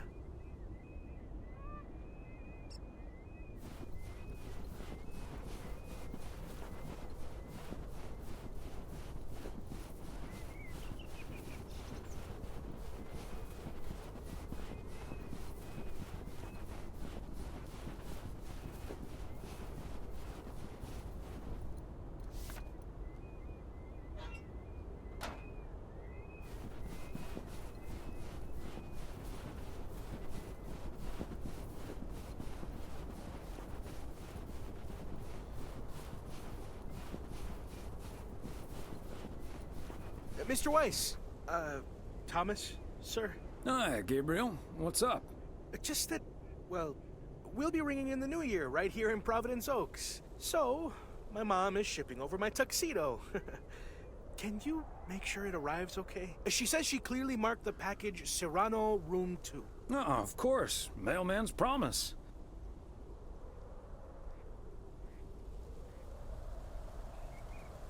Any particular reason you want to look your best for New Year's? Yeah, maybe. There is something else I wanted to ask you about. I guess I'm curious. How did you, woo your wife?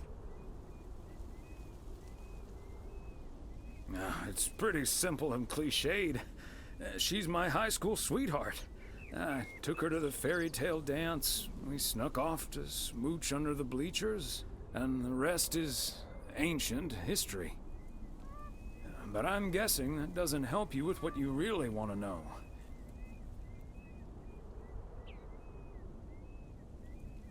You want to know if you have a shot with Ilsa. Shh, keep it down! Don't mention her name.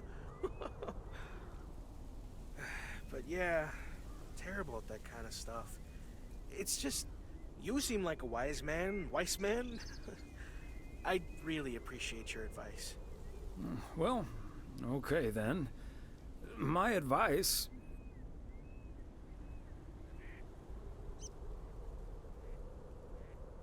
is to think about how things felt last night. Let that guide your decision. It might sound corny, but you can't go wrong following your heart. Wow. And is that your definitive judgment?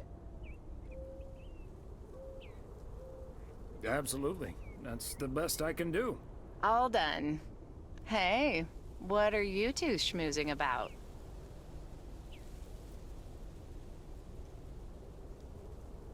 A mailman never tells. Excellent. Now start the engine, Gabriel. We're rolling out pronto. Man alive, it's cold today. On it, Mr. Price. Thanks, Thomas. You've been a huge help. So, take good care of that tux, yeah? Will do. Bye, folks.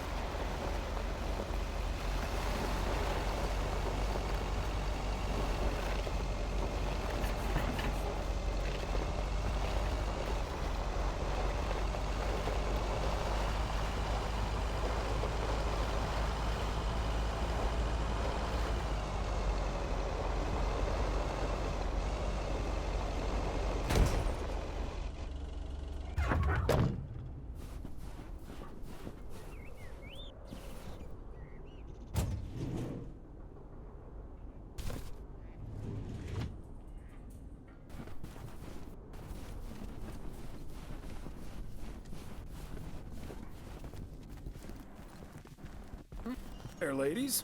Hi, Thomas. Hello, Thomas. Got a delivery for the diner, Kay. Great. Not from the general store, I see?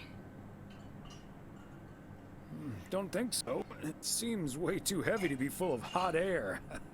Oh well. Okay, so before I leave, we had this awesome girls' night yesterday thanks to Beth. It was hilarious. When I first saw where we were going, my brain went, oh my god.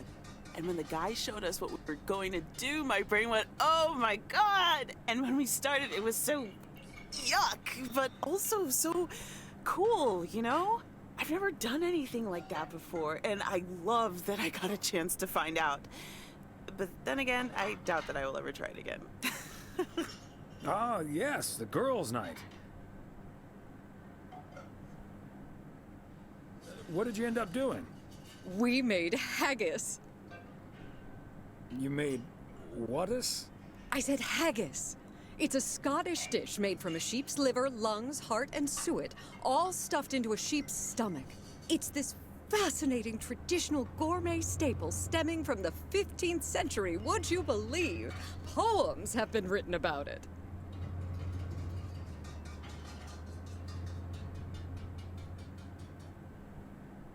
Meat on top of meat? Sign me up. I have some leftover from last night, if you're interested. It was so gross. I'll have nightmares about zombie sheep for weeks. Bleh.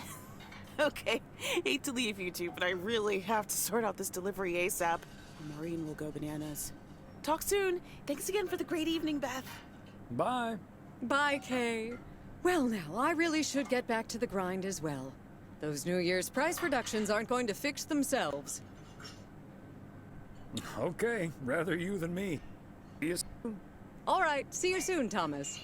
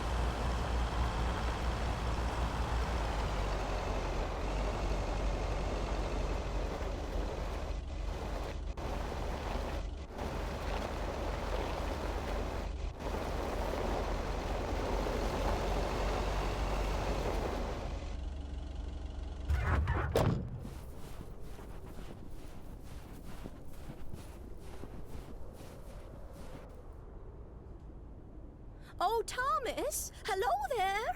Could you be a sweetheart and bring that over to me? Of course.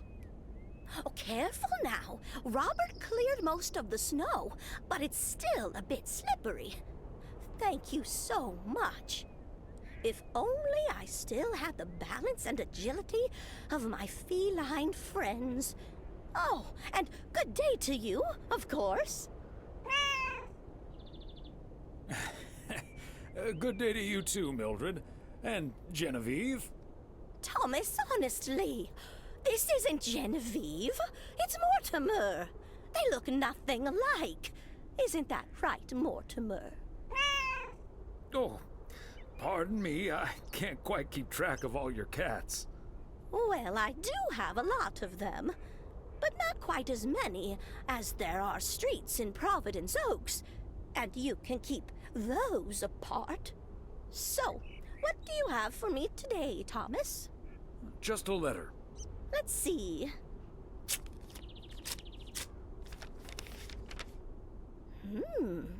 This sounds interesting.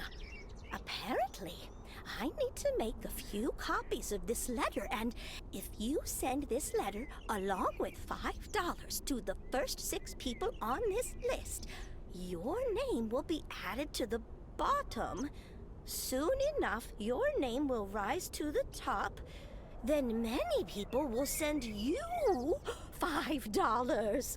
You will earn lots of money with one small investment. Oh, what a great idea! What do you think, Mortimer?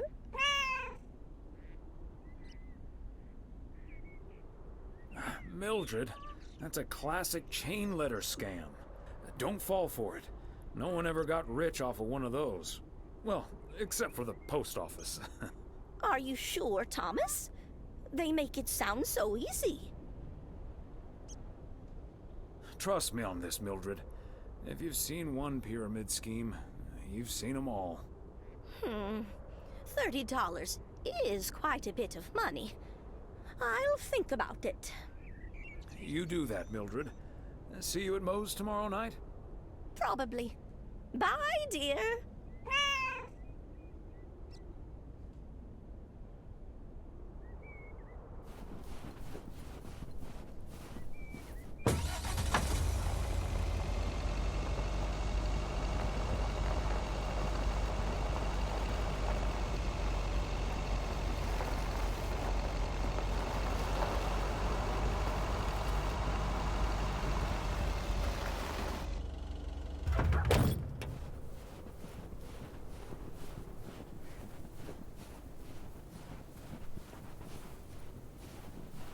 That's it for today.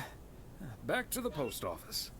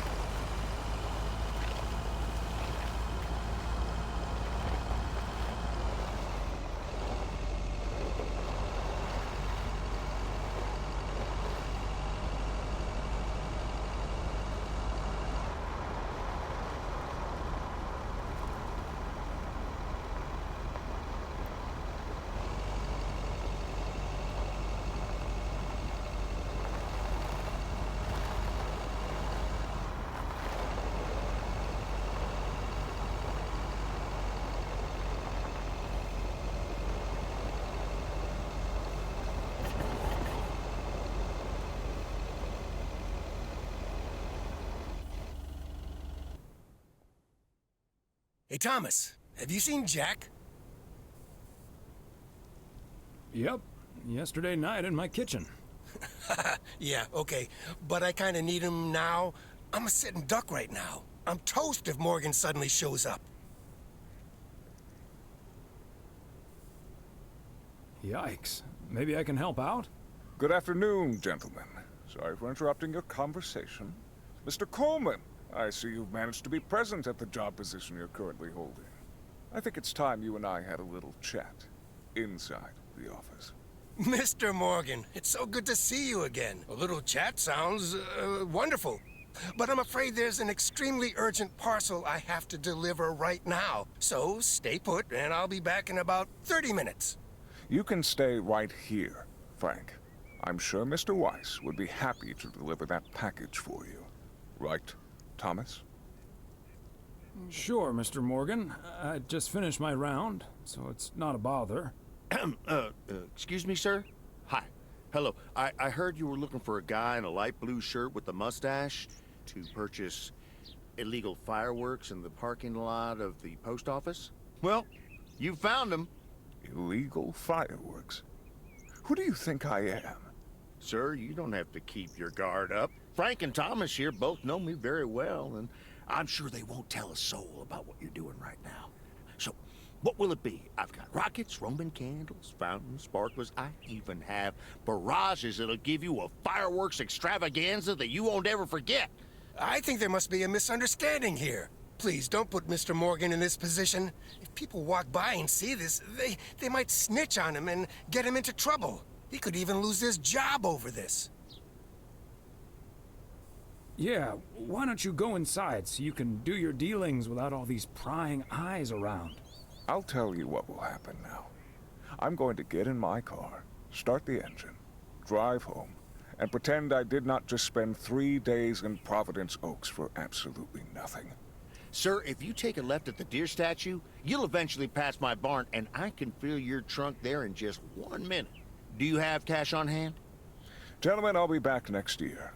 Frank Coleman, your luck will run out one day. I wouldn't bet on it. Tally-ho, Morgan.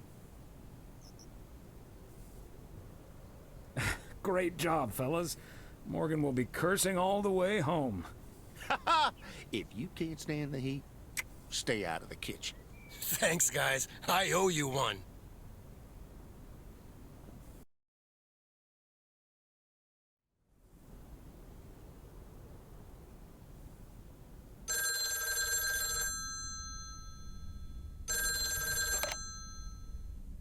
Hello?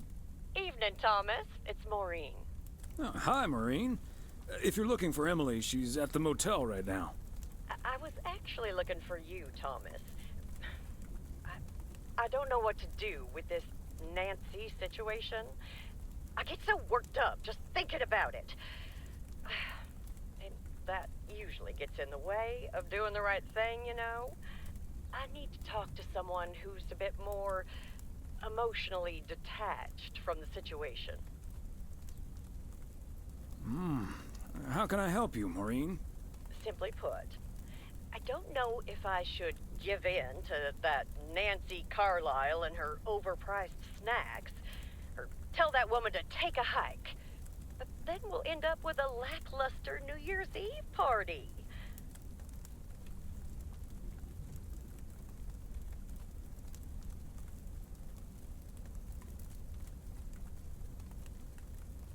A party is about having a good time with people you like. Who cares if the snacks aren't great? That's what I'd like to think as well. But I just don't like to disappoint people. People should be glad you're throwing a party at all. They can leave if they don't like it. I think you're onto something there, Thomas. I'm not yet totally sure what I'm gonna do, but at least my mind's at ease now. Thanks for lending me your ear and advice. You're a doll. It takes one to know one, Maureen.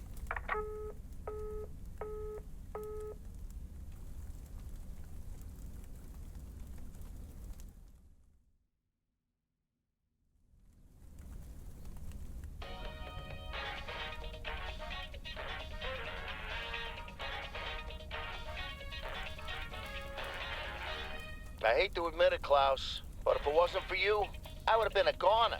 Ha! You can't say that about the other guy. You betcha. You made a mess, man. Blood and guts everywhere. It's not the first time I made Schweinbraten without cooking. Ha!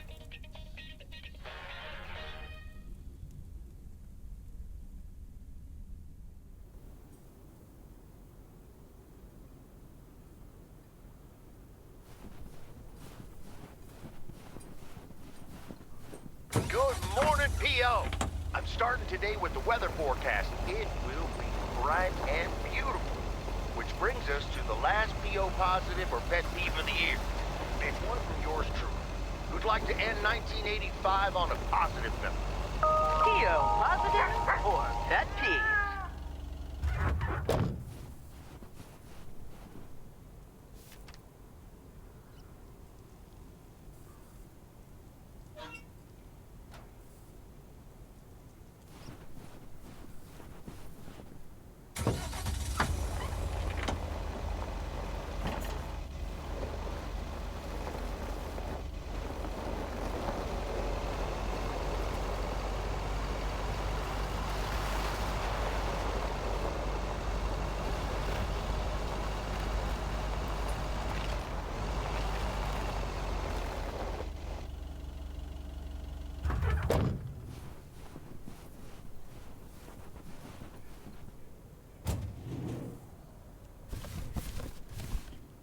Okay, let's get this to its destination.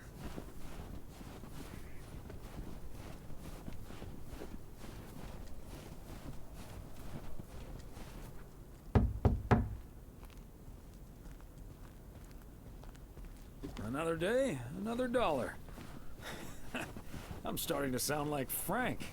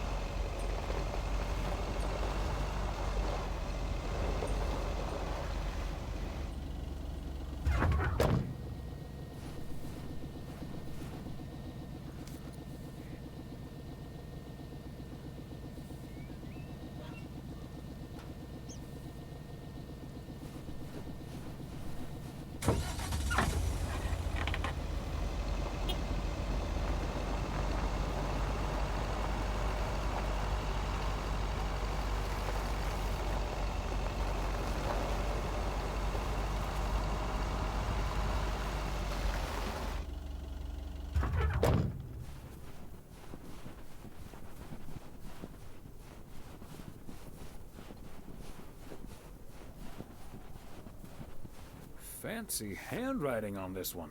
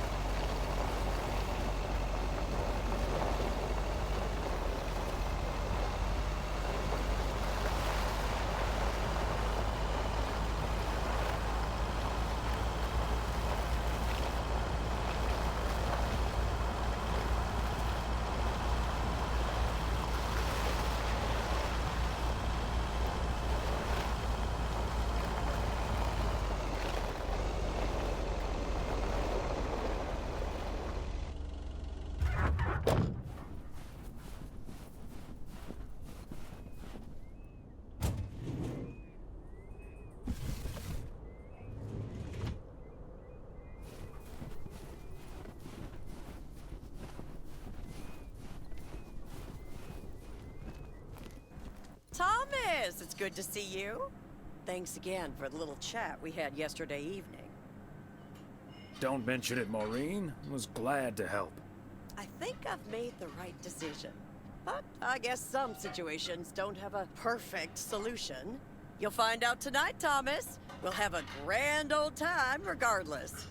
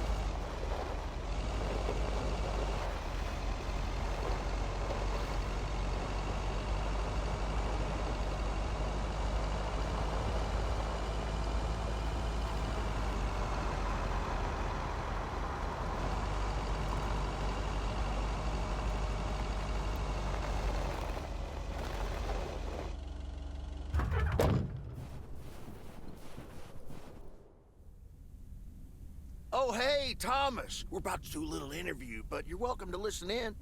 Mr. Price, you know Thomas Weiss, don't you? Sure do. You're resident mailman, am I right? Good to see you, man.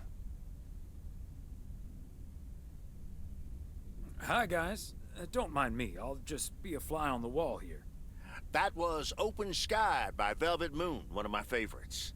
Folks, we have a special treat for you today because I have a guest here at the Reynolds studio. You know that happens from time to time, but today it's a bona fide big shot. None other than KNW6's own newsman extraordinaire, Mr. Connor Price. Thanks for having me, Jack. Always nice to talk to a fellow broadcaster. So, how long have you been doing this local show? Coming up on our 10th anniversary, Mr. Price. But you've been at KNW6 for longer than that, no?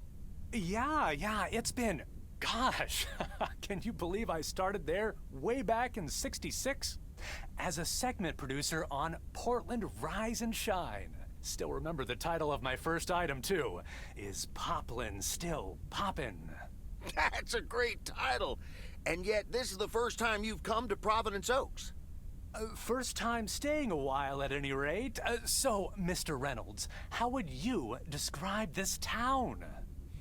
Well, I'd say it's a... Hey! Wait a minute. Who's interviewing who here? I'll ask the questions, thank you very much. Apologies, my friend. Just can't help myself. Always chasing the story, me. It's the commitment I've made to our viewers. The price guarantee. So, what stories are you chasing here in P.O.? Oh, you know, just trying to capture the old couleur locale. I must say, the people here are very friendly, and I hope the feeling's mutual. Right, Thomas? That's Thomas the mailman over there. But never mind, he's not mic'd. Well, Mr. Price, we did get off to a rough start. You don't say. Because we happen to have a little section called P.O. Positive or Pet Peeve. You might have heard of it? Can't say I have, but I do like the alliteration. Well, Lucinda Boyle called in a pet peeve yesterday, saying you were quite rude to her when she asked you for an autograph. Well, I'm sure that was a misunderstanding.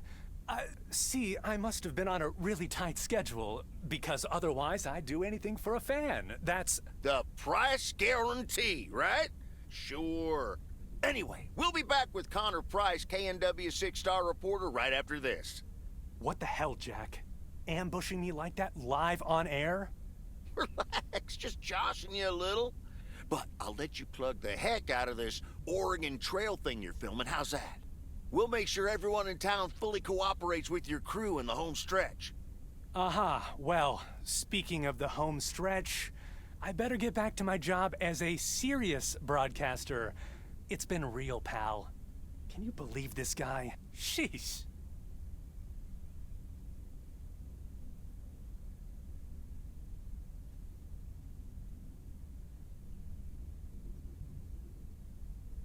Don't take it personally, Mr. Price. Jack's a swell guy. Huh.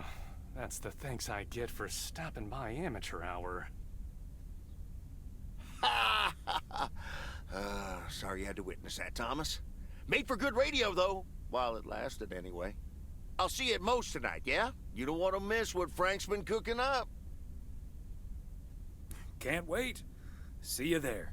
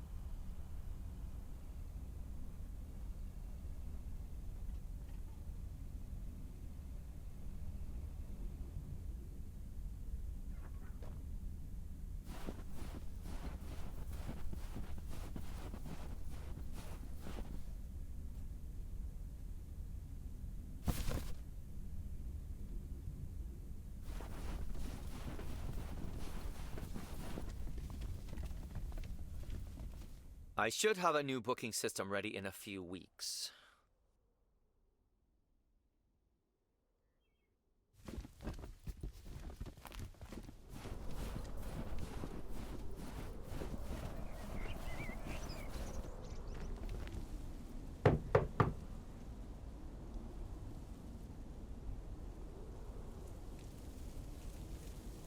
Special delivery for a Mr. G. Serrano.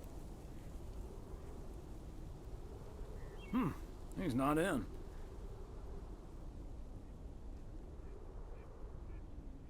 I could leave it at the reception, I guess.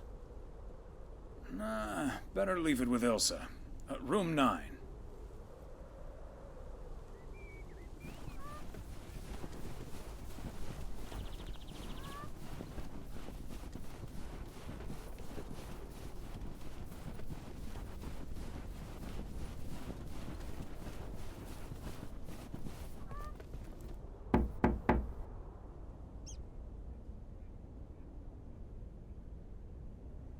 Please accept this delivery for room number 2.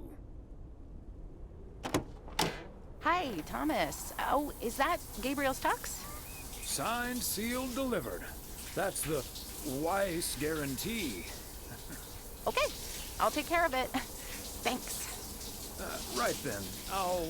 I'm feeling fine, I'm feeling strong. It won't take long.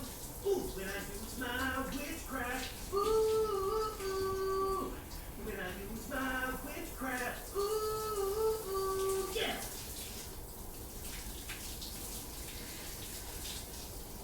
Well... Great. So...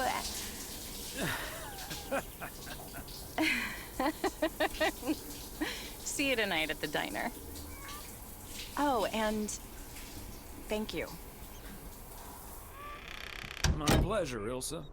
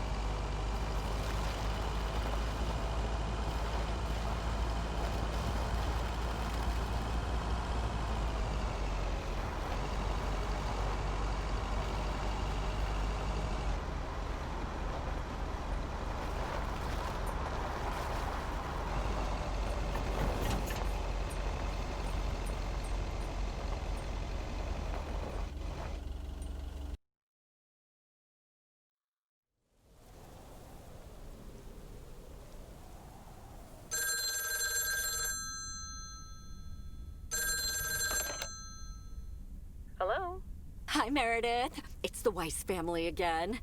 We wanted to wish you a happy new year before we're going to Moe's. Hey, thanks. We've got a little over an hour left here before it's 1986. You'll watch out for those fireworks, won't you? They're so unpredictable. I will. I'll probably stay inside anyways. We've got 4 more hours to go, but Happy New Year! I'd rather be early than late. Are you going anywhere to celebrate? Thanks, Dad. We're all a bit drained after making the deadline. Some guys from the office were going to do a ER Kung Fu tournament, but I didn't feel like it. A Kung Fu tournament? On New Year's Eve? Yes, Mom, it's a video game. But Tess and I are going to watch Trading Places instead at my place. I think that New Year's Eve is overrated anyway. People seem to think it must be the best night of the year, but all you usually get is a lot of drama and a solid hangover. My New Year's resolution was not to make a big deal out of New Year's Eve anymore. And it looks like I'm not going to break it. But don't let that ruin your evening. I totally understand you, Meredith. My best New Year's Eve was actually one I spent all by myself. I don't know why, but that night I've never felt more at peace. And most parties aren't worth the hangover anyway. Maybe that's because you usually forget half of what happened. Sorry, Meredith. Your father's memory needs a little grease between the hinges. Like starting the car in time before going to Moe's? Bingo! Okay, guys, I won't hold you up. Have a great evening, and a Happy New Year. Love you.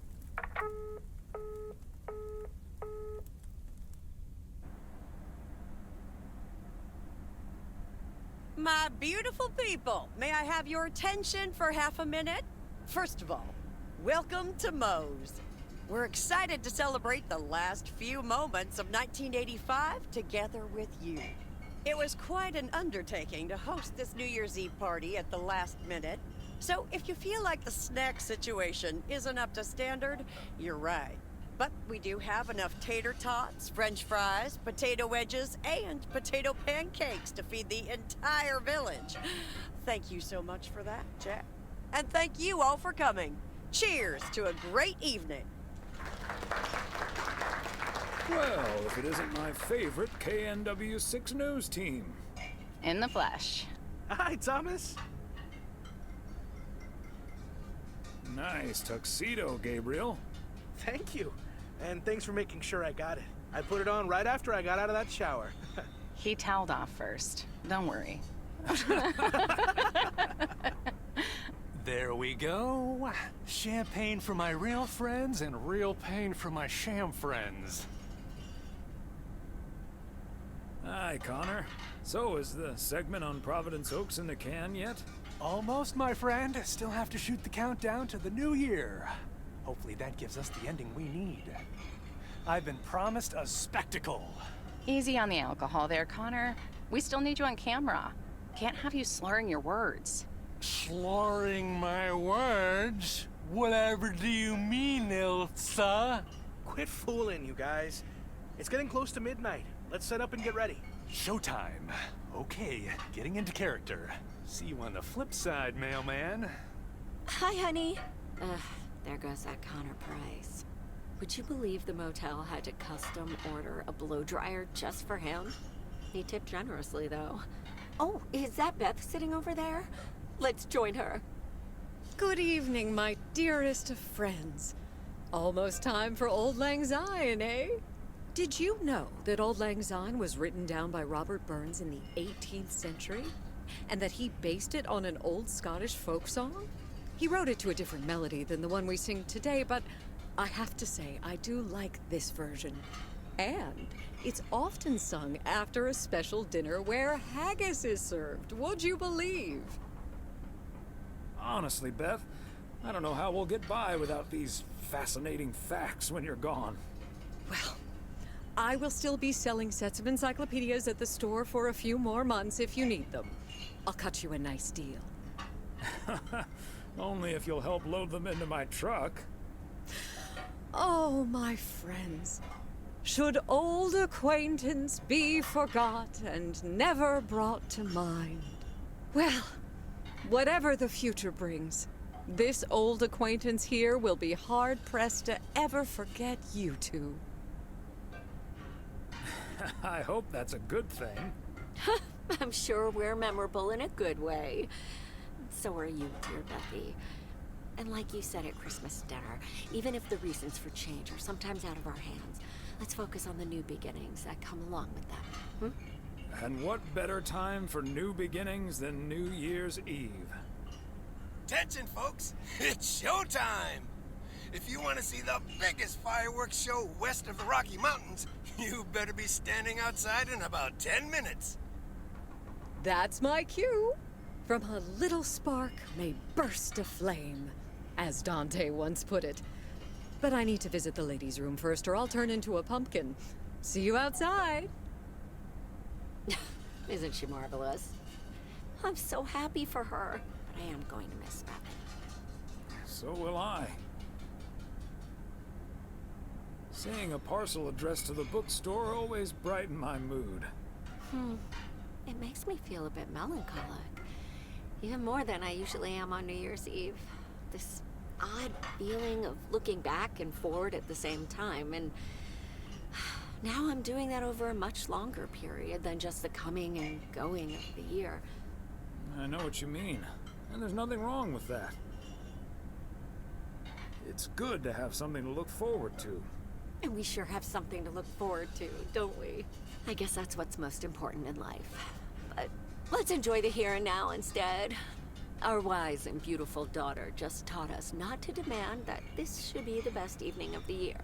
But we're allowed to try it, right? So this is where my speech ends, my dear husband. And now I need a glass of champagne. I'll drink to that, and to you, and all the good things the new year will bring us. Maureen, I need champagne. For me and my beautiful wife. You got it, sir. Just grab your glasses and join me in the bottle outside. It's less than a minute now. 20 seconds on go, Mr. Price. Go. And so, 1985 draws to a close.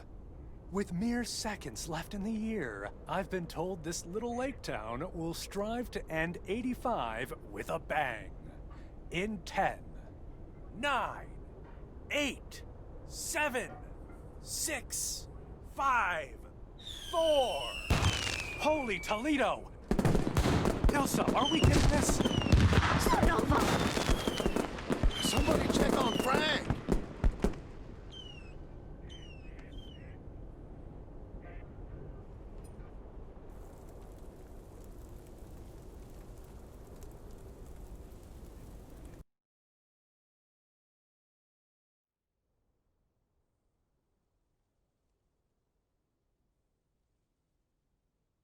That sure sounds like a delicious eggnog recipe. Hurry up, dear. It's coming up next. Yes, don't get too excited now. It's just a preview, remember? And now, a man with a very special New Year's resolution. And he's going to tell us all about it. Isn't that right, Sybil? Absolutely, Bob. It's none other than our roving reporter, Connor Price. Connor, my dear, where in blazes are you? Well, Sybil, I'm in beautiful Providence Oaks, wishing you and Bob and our viewers a joyful 1986. And as for my New Year's resolution, Bob, why, it's my very special price guarantee to all of you that I will be sharing gripping tales and intimate portraits from all over Oregon in an all-new series of special reports on small-town America. Part 1 will air tonight at 8, right here on KNW6. And it will be all about the gorgeous little lake town where I was fortunate enough to spend the waning days of 1985. Here, let's take a look at an exclusive sneak peek. Providence Oaks, an idyllic town by a lake just south of Melville. It's where this reporter counted down to 1986. And although, unfortunately, the fireworks started a little early, so we didn't quite manage to catch them on tape, take it from me, it was quite the spectacle, courtesy of postal worker Frank Coleman. Just a faulty batch of leftover 4th of July material, I guess. Not mine, anyway. No siree. But I'm all right, folks. Really, everyone can stop calling me at home. I'm A-OK. And perhaps that encapsulates the true nature of Providence Oaks, or P.O., as it's called by those who know and love it. It's a town where, even when things don't go as planned, folks will be all right and A-OK. It's just, we help each other out, and there's nothing we can't fix. A town where first impressions can be deceiving. This town may look sleepy from the outside, but trust me, there's always so much stuff to do and take care of. Ugh. A town where generations have grown up.